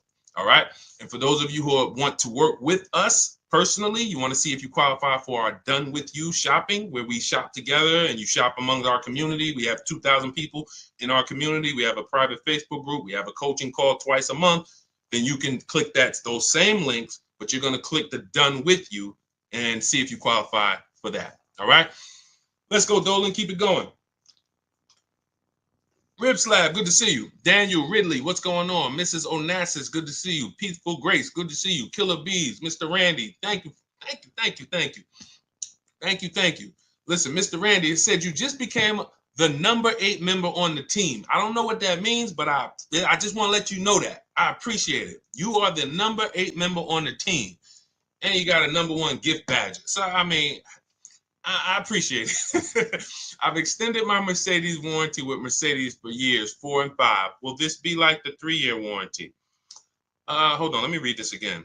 I've extended my Mercedes warranty with Mercedes for years 4 and 5. Will this be like the 3-year warranty? I'm sorry, I don't understand the question. Could you rephrase it? Go ahead, Dolan, shoot another one up. All right, can you name good non-expensive cars to get? There's just too many. Come up with a budget, and then, there's just too many cars for me to start naming inexpensive. You got to realize something. Let's all right, here's what I give you. Let's look at what you pay for in a car. This is what's very important, all right? These are the 5 areas you pay for in a car. The more you stack these things, the more expensive your car is going to be. First thing is size. Size. The bigger the car, the more money it is. Shout out to everybody tapping the screen. If you're enjoying this, all you can do to support us is free. Just double tap the screen. That brings more people over here. Appreciate you. Listen, first thing is size. Never get a vehicle that is smaller than you need. This is very important. Not you want. I remember when I was at Mercedes, this story sticks out. Girl comes in, she had kids, and she needed a big truck, 3 rows. And then we ran the numbers on the big 3-row Mercedes, and she couldn't afford it. And then she said, well, what about the 2-row? And I said, wait, don't you need the 3-row with the kids? You said you needed all the room. She's like, yeah, I do. So if we would have gotten her in a 2-row vehicle, which some other people would, they would have never asked her, reminded her about her needs, and now she's driving around in a 2-row Mercedes vehicle that is too small, and she's going to eventually get out of it and lose a ton of money. So size, you don't compromise on. Next is amenities. These are your leather versus cloth. This is your sunroof. This is your navigation. This is your special features, your autonomous driving, amenities, big sunroofs. The more amenities, the more expensive. So see if it's a matter of keeping the price down, this is what you want to pay attention to. Let me get the smallest vehicle that covers my needs. Let me get the least amenities that cover my needs. Third thing is power. Power. You can have 3 vehicles in the same shell. One has a 4-cylinder turbo. One has a bi-turbo V6. One has a V8. The V8's the most expensive. You pay for power. Fourth thing you pay for is class. You can have vehicles that same size, same amenities, same power, but to go from Chevy to Acura, different class. To go from Acura to Mercedes, different class. So you're paying. So if it's a matter of keeping the numbers down, you're looking and saying, okay, what's the smallest vehicle that covers my needs, the least amount of amenities that cover my needs, the least amount of power that covers my needs, and the lowest class that covers my needs. Last thing is exclusivity. That's where you can have a very small vehicle with no amenities, but no one has it. It's very exclusive, limited production. It's going to be a ton of money.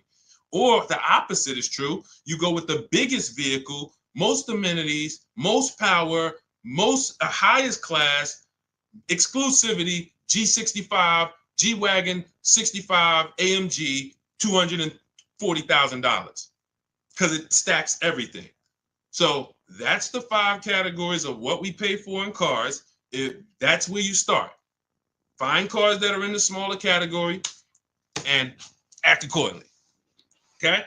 Man, if we could get a curriculum in school, I'd love to just get 12th grade. If I got 12th grade and we could build a curriculum for car shopping, I don't even give me 1 semester. Give me 1 semester.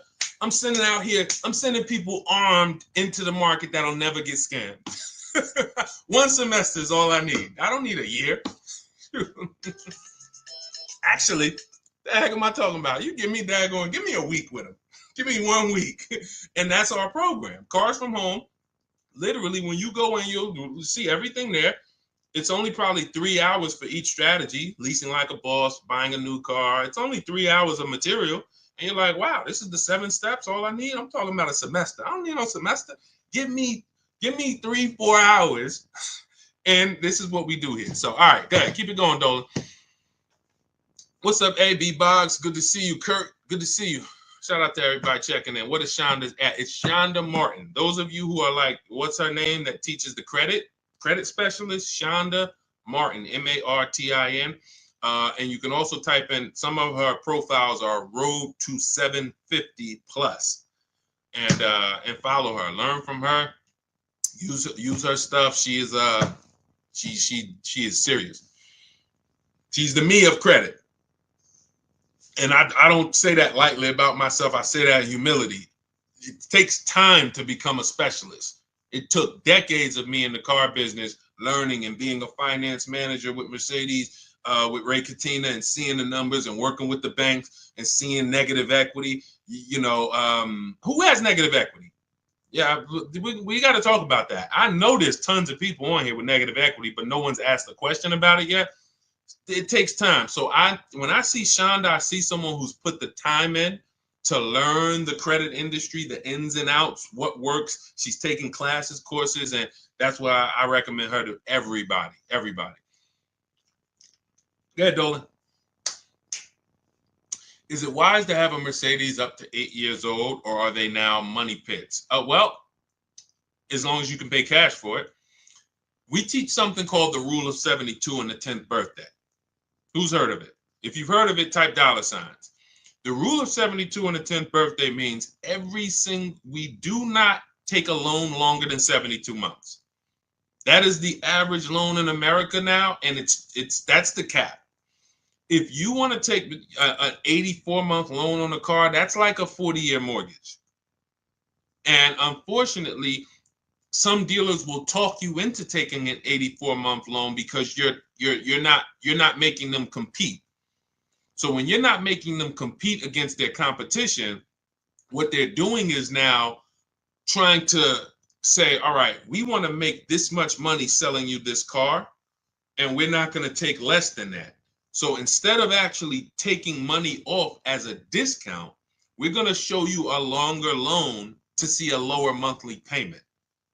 And that's like, okay, here's your payment, miss. It's $6.99 a month for 72 months. Oh, well, that's too high. Okay. Instead of taking money off, they say, well, good news. If you take 84 months, your payment is now $525 a month. Oh, okay, I'll do that. You lost because they just stretched out your loan. You're going to pay more interest, and you're paying too long for a vehicle. And so that's the 72-month part. The other part is we don't take a loan. We don't want a car being paid on past its 10th birthday.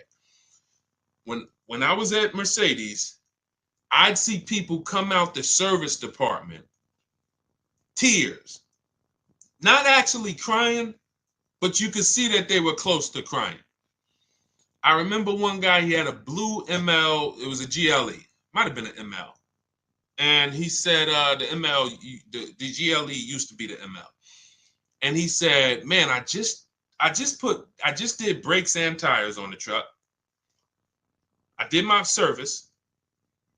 And they were telling me if something broken on the truck that I need to fix. So the tires and brakes alone was like, I want to say like $3 to $4 grand, if I remember. Then the service itself was probably another 500. And then what they were telling him he needed to fix was like 2,000. Now, some of you might say, well, that's horrible. That's like $6,000 on a vehicle. If it's paid off, then that's okay, because I'm just going to put the money in, service the vehicle, and keep it for another 2, 3, 4 years. But if you have a payment, this is what I call the 4 expenses. Payment, insurance, gas, maintenance. I didn't used to add gas. Now we add gas. Depends on where the gas prices is, gas goes in there. Because literally for some of these vehicles, gas is $200-300 a month. So, but when something breaks, that is what had people coming out in tears, because I remember we would be in here and you just hear boom. We're in the showroom, boom. And at first I didn't know what it was. But then, Reggie, you know what I'm talking about. I didn't know what it was, but the more I worked in the dealerships, we got to know what it was. That's an auto ride or air ride suspension going out. You ever see a vehicle and it's like on the ground, or it's leaning like this, that's the air ride suspension. Boom, goes out. That's $5,000. That's $5,000. So people will come out in tears because they're like, yo, I just made my car payment and I got my insurance. See, you have to be ready for an import car or a luxury car. And a luxury car is for people who have big money. If you have the money, that means you can pay off the vehicle, which means when something goes wrong, all right, I got the cash. All I need to make sure I do is get a quality car that has a great service history and I pay a great price for it, but I can afford it. The people who are on the borderline, not able to afford these cars, you're taking loans that are too long. And when something breaks on these cars, you still have a car payment. And that's where you usually let the car go. Because now you have a car you're paying on every month you can't even drive it. This is what we call the repo recipe. Okay. So that's the philosophy on, shout out to everybody. I see you smoking with Matrix. Thank you so much. That's the philosophy on the boundaries. See, my job, besides giving you guys the strategies to pay the best prices on cars, is we have to have boundaries with the second most expensive purchase of our life, just like we have boundaries when we go buy a house. Does that make sense? Type $ if that makes perfect sense to some of you. There needs to be boundaries, things we don't cross. You know, if we don't have boundaries with houses, we say, hey, how much is that house? $600,000. Oh man, I can't afford that. Man, but hey, if you take a 50-year mortgage, here's the payment. Oh man, that's affordable. Okay, all right, let's do that. If you don't have boundaries, how many of you know you're going to take the 50-year mortgage? But most of us know we don't take a loan or a mortgage longer than 30. Because the car market hasn't been regulated, we have to create those boundaries for ourselves. And we make sure we don't cross them, or at least if we cross them, we need to know we're crossing them. Okay. I see you, Gabriel. I see you, Reggie. I see you, Mr. Randy. Shout out to the tapped in people. All right, go ahead. Let's keep it going. We got a couple more minutes. Let's go. For those of you who are like Deshaun, I want everything you teach in one spot. That's my new digital book. It's called Cars from Home, 7 Steps to Saving Time, Money, and Avoiding Dealerships. It's 5-star rated. You can Google it.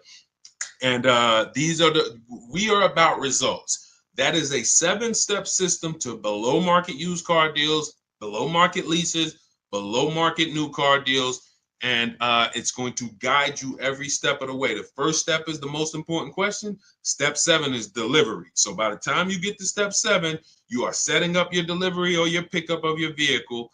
And that is what it is. We have a welcome offer. The book's normally $97 and it's worth every penny. But for those of you who want who you can get to my bio, we have a welcome offer of 75% off. That's $24 in my TikTok bio, my Instagram bio, the YouTube comments or the Facebook comments. Click that link, activate your 75% off, and your book will be in your inbox by the time you hop off the stream. All right. Also, for those of you who would rather work together, you see some of the people that we share here. And you see some of their stories. I got to read some of these. Before we get off, I got to read it because we got a bunch of new people that have sent me pictures, and we got, a bunch of people that got cars in the last, month. So we got to, we'll go over this. But these are the things that, for those of you who are like, hey, this private Facebook group, that's our done with you. You don't, that's our done with you. The book is for people who do it yourself. I have A to Z in there. Deshaun, give me the strategy. I will execute it. That is the book, Cars from Home.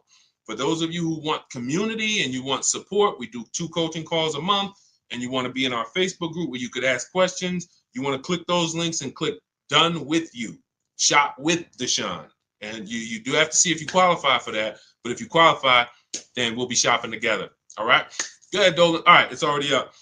Nobody's giving away autos like the internet says they are. I don't care. I'm not the internet. Look, these are deals. Look. 2025 Yukon, they dropped the pricing down to about 70. BMW sold it to Carvana. Hold on. Look, original MSRP. Wait, hold on. We already talked about Jen.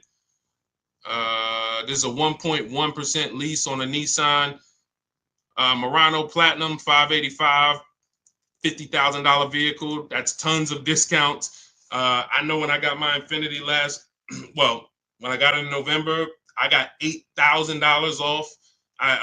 We could go Milligan. Look, Milligan, $79,000 Mercedes EQE 350. Look, 2024, $79,000. Look at the discount, $20,300 off with all the rebates and the discounts.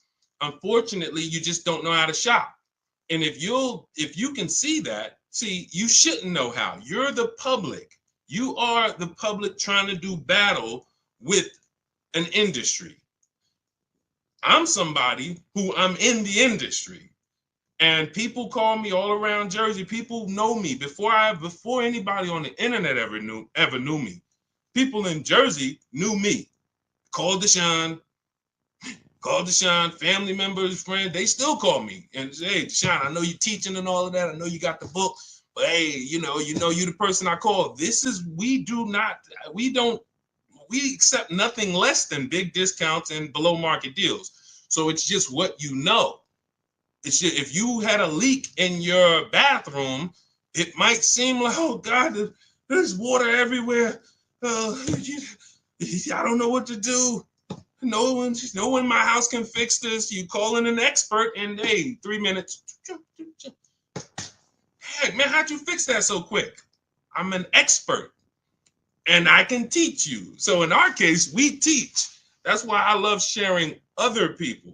Every one of you might probably say, Deshaun, obviously you can get great car deals. You've been in the car business.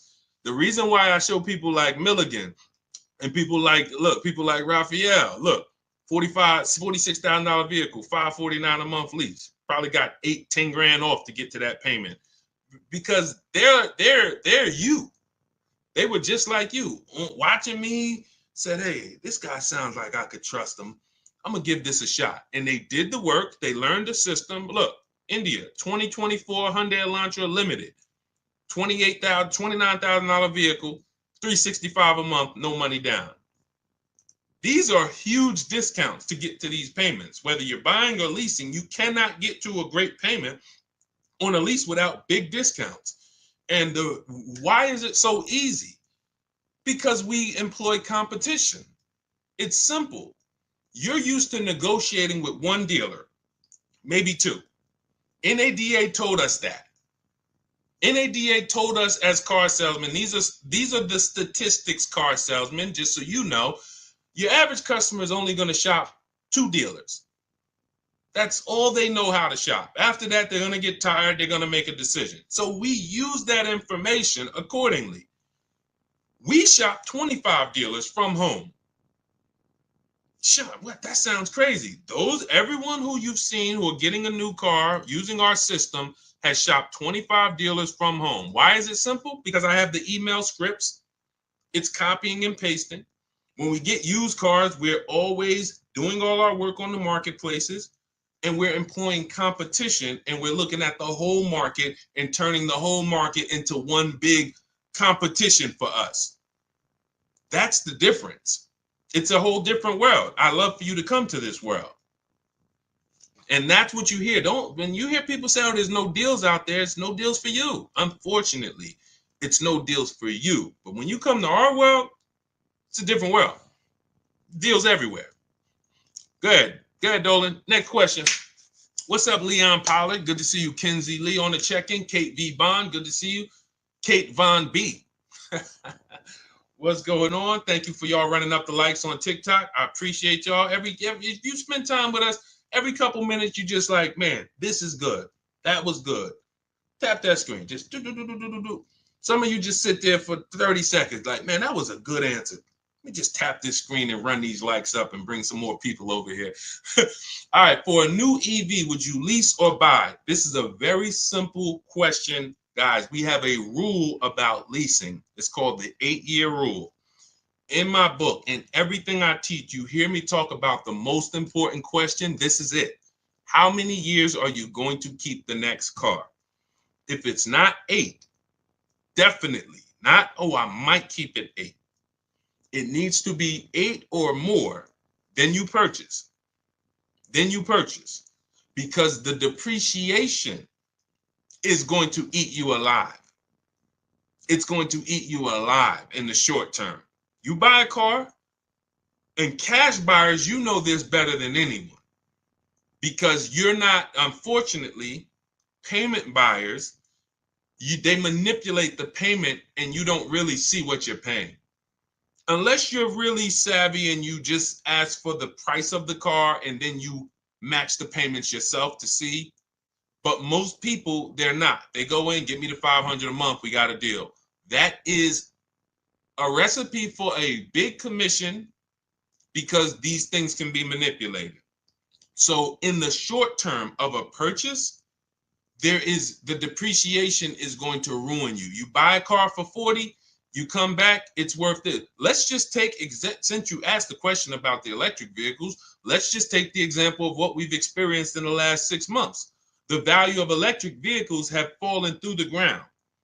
It's literally people were buying electric vehicles for 60,000 and then in a couple, literally 2 years later, they were worth 30. Horrible depreciation. How could we have avoided this? Shopping for a below market lease. Shopping for a below market lease. Short term, I'm not going to worry about the depreciation because I'm going to shop my offers. I'm going to get the lowest price on the lease. We always get at least 5 offers. Our system teaches you how to do that. You need to get at least 5 offers, whether you do it my way or your way. If you want to call around, talk to enough dealerships, you could ask for the sales manager and try to cut through the BS and get 5 offers. You're going to see how different they are. You're going to see how different the offers are. And once you see how different the offers are, it's going to prove to you, this is why I need to be shopping multiple offers. So once you do that, you get your 5 offers and you'll see that's my lease deal. That's going to be my below market lease. If I'm purchasing though, I'm planning on keeping this vehicle for the long run, long haul, 8 or more years. And I'm not worried about depreciation. Who has a vehicle they've had for at least 8 years? Type me. Matter of fact, how many years have you had it? Let us know. Let us know. Let's get engaged, chat. Get engaged. C. Parker, hello. Hey, great car buying advice. Guess what? You can teach your info to older students in schools. Listen, I love to. Who has a car? Let us know how many years you've had the car outside. If you've had a car longer than 8 years, type the number of years that you've had that car. We're seeing people keep cars less and less. So, I mean, I don't even know if there's many people on here who've kept a car longer than 8 years. All right, I see one, user 608987. I can't see my Instagram, people. I'm sorry. Tomorrow I'm gonna have my device set up where I can see my Instagram. We bring your questions on, but okay, Paulie, I have a 2013 ES. Okay, this is the stuff where you don't have to worry about the depreciation. The longer you keep a car, the less you're concerned with the depreciation of it because you've gotten your money out of it. But when I was in the dealership, I can't tell you how many times, and some of you're guilty of this. I'm trying to get you out of this right now. I would be in the dealership, somebody walks by and they're like, hey, is that the brand new one? They're looking at something that's on the showroom. I'm like, yeah, that's the 2020, whatever. They're like, okay, soon as I got 3 more payments on this one. Soon as I make my last payment, I'll come see you for that one. That is 2 things wrong there. First of all, they thought they had to keep the car. They thought they had to pay the car off in order to get another car. If you thought that, you don't have to. They thought, oh, I got to have the title. You don't have to. So if you didn't know that, type of question mark. If you were taught, I thought I had to have the title, Deshaun, before I could replace the vehicle, type of question mark. If that's what you were taught, it doesn't. So that's the first thing wrong. The second thing, and the bigger thing, is you just paid an entire vehicle off, which is like a marathon. We call it. It's like a marathon. Hey, I'm gonna take a 5 or 6 year loan on this car, and then I'm gonna make these payments, and then I'm gonna pay it off, and I get my title. And then when I this is where you should be looking and saying, hey, now it's time to get my money's worth out of this car. Now it's time to make sure that I got a car outside. That thing is paid off. Hold on. I'm still trying to get on Instagram. That thing is paid off. And I'm gonna keep that thing in the driveway 3, 4, 5, 6 years. Maybe I'll pass it down to my kids or have it be a this or that. This is that time. But what's happening? We go and replace the vehicle. and we start a whole nother marathon. We start an entirely different marathon. That's what we're doing when we buy these cars that we are not keeping. We're not keeping them long enough to even pay them off, which means you always are going to have negative equity unless you're just making big down payments. So you're not even keeping them long enough to pay them off. Second, some of you are pay them off and then you go and you replace it again and get a whole nother vehicle. And then the third of you is, buying and doing it right, which is I'm paying my car off and I'm keeping this thing until the wheels fall off, or at least until I know I got my money out of this 8, 10, 12 years. So if you're not there, Deshaun, I'm nowhere near interested in keeping a car that long. You should be shopping for a below market lease. And that's what should have been being taught to you from the day you learned about cars. But because they taught you wrong, and because there's people out here with big platforms and influence that tell you never lease cars, now you're hearing conflicting messages, especially because these people claim to be offering good financial advice. So it's like, wow, I can't go against them. Meanwhile, if they don't know what they're speaking about concerning cars. Investing in stocks, God bless them, may do a great job. Car advice, they're costing you thousands and thousands of dollars. So the question is, how many years do I keep my next car? If the answer is less than 8, I'm shopping for a below market lease. Not a regular lease, not a lease I see on commercials. Come in and lease this vehicle for $429 a month, and nobody who's listening to us is paying those prices. I'm shopping for a below market lease, getting multiple offers, and that's what I'm going to do. If I'm keeping it more than 8, then I'll shop for a purchase, new car, used car, below market purchase. Okay? Simple rule. And that's step 1 of our process. We call it the most important question. If you buy a car but you should have leased, you lost money. You lost thousands of dollars, probably 10 grand. 7 to 10 grand. The more expensive of the vehicle, the more you lost. If you bought a big BMW and you bought it, but you should have leased it, you probably lost 15, 20 grand. Just in your structure. Your structure is incorrect. So let's go. Great question. All right, go ahead. I see we got a lot more coming in though. Let's see. Let me try to zip through these. By the way, all of you who are like Deshaun, I need everything you teach in one spot. That's my new digital book. It's called Cars from Home: 7 Steps to Saving Time, Money, and Avoiding Dealership. It's 5-star rated. You can Google it. It's everything we teach in one place, step by step. You can get we have a welcome offer, 75% off. It's normally $97. But if you get to my TikTok bio, Instagram bio, the Facebook comments, and the YouTube comments, click that link. That'll activate your 75% off only for 30 minutes. And you can get your book for $24. It'll be in your inbox in 3 to 5 minutes. All right. And you'll have the blueprint. For those of you who want to work with us and shop directly and get coaching and be in our community, we do coaching calls twice a month. And instead of reading, you want videos, you can click that button that says Shop with Deshaun. See if you qualify for that. And either way, that's our way of making sure that you have no excuse on not having access to affordable information to make sure you pay less than everyone else for cars. If the lease has 5K less miles than the terms, will they credit me the difference? No, but you want to do an equity assessment. This is step 2. We just went over step 1, leasing versus buying, most important question. Step 2 is equity assessment.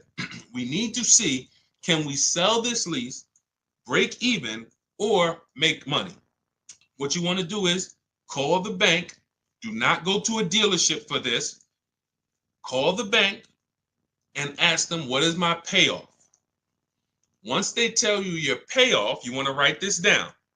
Write down what I'm about to tell you. You're going to go to these 6 websites: CarMax, Carvana, Kelly's Blue Book Instant Cash Offer. Do not use the KBB. You quick put in your year, make, model. It says your car is worth $30,000. Do not use that garbage. You're going to go to Kelly's Blue Book Instant Cash Offer, Driveway, Car Gurus, Sell My Car, and AutoNation, Sell My Car. Those are 6 websites. We get these offers. It'll take about 20 minutes. When they ask you, is the vehicle a lease, a purchase, or owned, put owned. and then you want to see what is the market value of my vehicle, what are those offers, and what is my payoff. Can I break even, or can I make a little money selling this? A couple years ago, we had people making lots of money when cars were worth $7,000 to $12,000 more. But there's still people who are selling their leases, getting $1,500, $2,500, $3,000. Not always. It's no guarantee. But we never return a lease without checking for equity, because if there's $2,000 there, the dealer is going to keep it, and it's theirs. So this is our look like they have a lease in process that they want you to do as a customer. You can call for an inspection. That's their lease in process. In Cars from Home, we have a lease in process. It's called an equity assessment. So you want to see, yes, I'm below my miles. Is there a way that I can potentially pick up some money? Now, there's two types of equity assessments. There's a third-party restricted equity assessment, and there's a non-third-party restricted. It depends on who the lease is with. If the lease is with a company that doesn't have a third-party restriction, then you can just sell it direct to the highest bidder. If there's a lease that has a third-party restriction, then what we're going to do is there's an extra step involved, because we're not going to sell to those companies. We're going to sell to a local dealer. But we're using those 6 offers to evaluate if we even have equity. If you run those offers and you're like, hey, it looks like I got $3,000 to $4,000 or $5,000 of equity, but I have a third-party restriction, then we're going to call a local dealer. I have a script in my book. I'll walk you through who to talk to in a dealership, how to talk to the used car manager. You're going to get your 3 to 5 offers, and you sell to the dealership to get your equity. So either way, we get our equity if we have it, but we do not return a lease without ever doing an equity assessment. Go ahead, Dolan. This is good. If you're getting value out of this, type $signs. Let me know, chat. You're getting value out of what we're doing. I can't listen, Dolan. I can't get to. I'm trying to log in. It's not showing me as live on Instagram. I don't know why. I was trying to come in from a viewer perspective and see. Normally Instagram, I'd be shouting you guys out a lot more, but I cannot. I'm just having trouble getting to you. So on the next stream, we'll make sure you're here. But you guys can see if you type your questions, we bring them in. Shopping for a lease deal on a BMW X3 or Audi Q5. Credit score is 750. What's a good lease deal? We don't know. What you want to do when you estimate, first thing we do to even see if is this a vehicle we should even be looking at, is you take the MSRP, and we base a great deal. There's 3 types of leases: a steal, a great deal, and then it's time to chill. That's actually the verbiage that I use. Time to chill means, look, I like the vehicle, but next. Because what you have to understand about leasing, our system is going to make sure you find the dealer who is going to give you the biggest discount, because it's a numbers game. We have a system we call 25 to 5 for new cars and leases. We're going to connect with 25 dealers online from our house. Every car I get, I'm sitting right here, including the last one. Every car I get is from my living room or from my home office. So we're connecting with 25 dealers online to get at least 5 offers. We pick the best one. And then I have a calculator in my book and in our course where we put the offers in, and it tells you what to counter offer, because we never want to accept a deal without a counter offer. Now, once that's done, we know what the best deal is on that car. It's not going to be the same as the BMW. It's not going to be the same as the last vehicle or the Chevy. Every single vehicle has a different lease program. This is very important to understand. You cannot control the lease program. What is the lease program? The money factor, which is the interest rate from the bank, because you cannot use your own bank on the lease. The interest rate is let's stay on the interest rate. Dealers, the worst dealers, mark up the interest rate because you can't shop for it on your own. So they're going to do something we call padding the interest rate. Thanks for sharing, Jacqueline. I appreciate you. Shout out to the sharers. They're padding the interest rate. So they're going to leave themselves some negotiating room there. Then you have the residual value, and then you have any incentives, any rebates. Those three things make up a lease program, and we have no control over any of those things. Some are much more aggressive based on the fact the manufacturer wants to move the car. They'll put some big rebates on it. They'll put some different incentives on it. The interest rate is going to be low. And some manufacturers have certain cars where they're not going to do that. They might say, okay, for the Range Rover Autobiography, we are not going to do any incentives at all, whatever. That's the lease program. Again, nothing to do with the dealer who's going to be discounting the vehicle. Our system is to find the dealer who's going to say, all right, this is my offer. And you look and they're like, taking off a big amount of money compared to the other offers. That's why my two favorite words are multiple offers. That's how we guarantee we never have buyer's remorse. And that's how we guarantee we paid the lowest amount. So once you now see that there's no way I can control the lease program, now we understand that when let's go back to the three types of lease deals. A steal is a 1% lease. A 1% lease is, you look at a $40,000 vehicle, when you get your offers, it's $400 a month or less, no money down. The payment that we get is 1% of the total MSRP or less. I just got one on my Infiniti truck, $54,000. It was $499 with $1,200 out of pocket. Probably would have been, with first payment out of pocket. We always shop with first payment. We have templates for this, so you don't even have to worry about putting this together unless you want to do it on your own.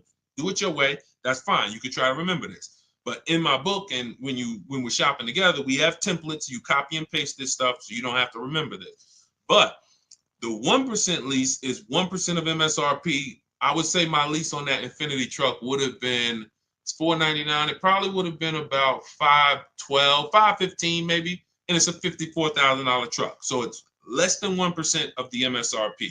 That's what we call a steal.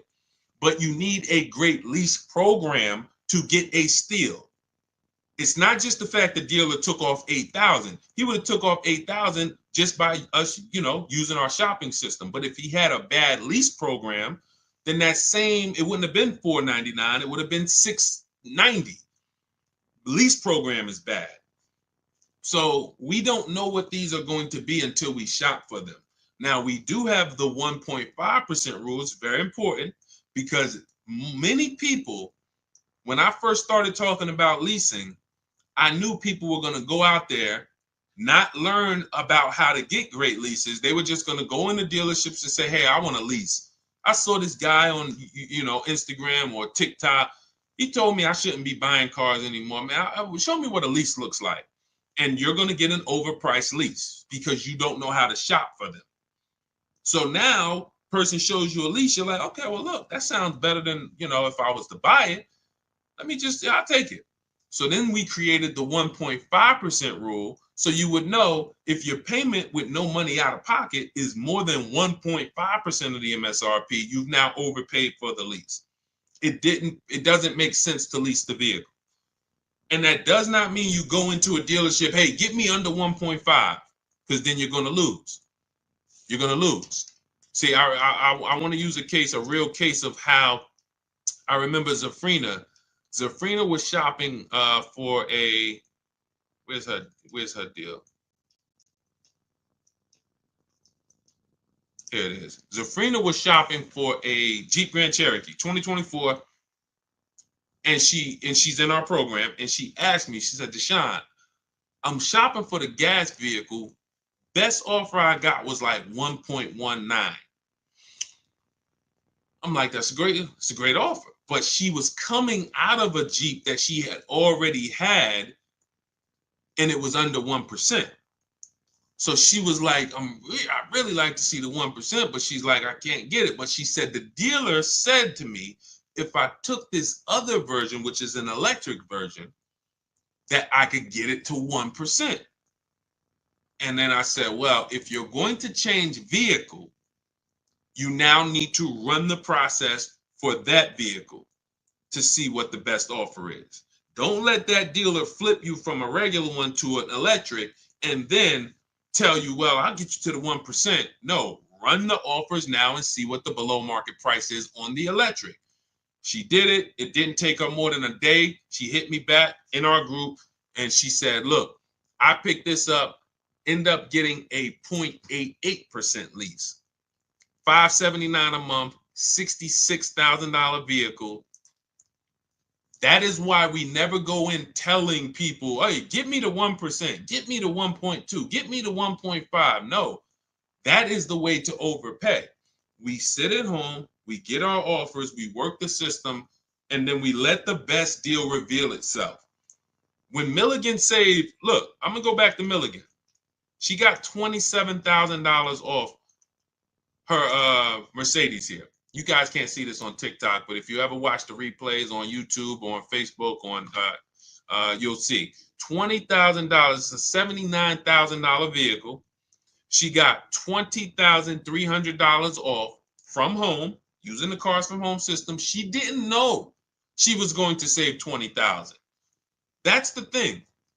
We get the questions a lot. How much should I look to save off this vehicle? We never know. We do the process. We take 2-3 days. We work the market, use our scripts, use our templates, and then we see what is the best deal on this vehicle.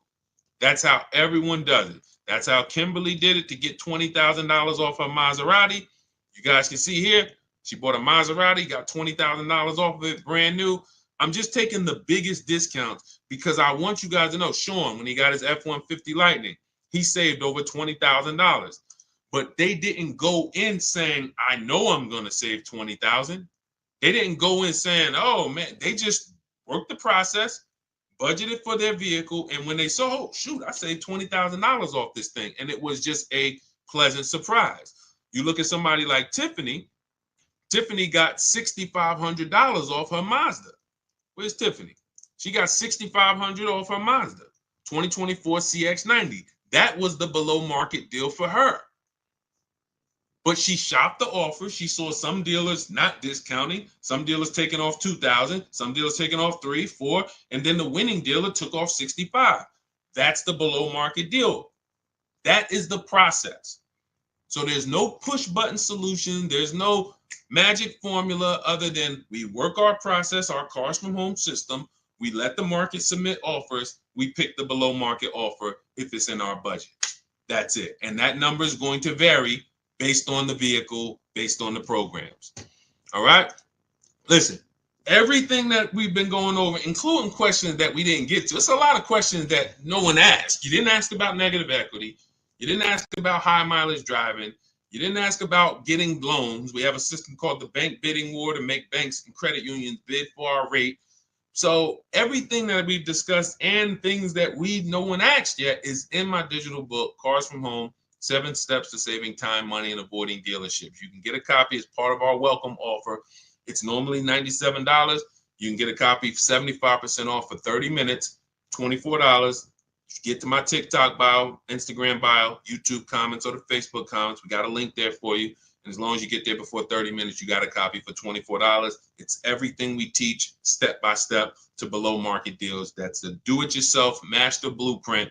Doesn't matter who you are, if you're an introvert, if you are, soft-spoken person, timid person, this is perfect because we don't talk. I'm never teaching you to go in and talk and negotiate with people who negotiate 3 times a day for a living. You can win by sitting at home and making these people compete for your business. That's our system. So get your copy for 75% off. You'll have everything we teach. Now, those of you who want to do it, Sean, can we shop together?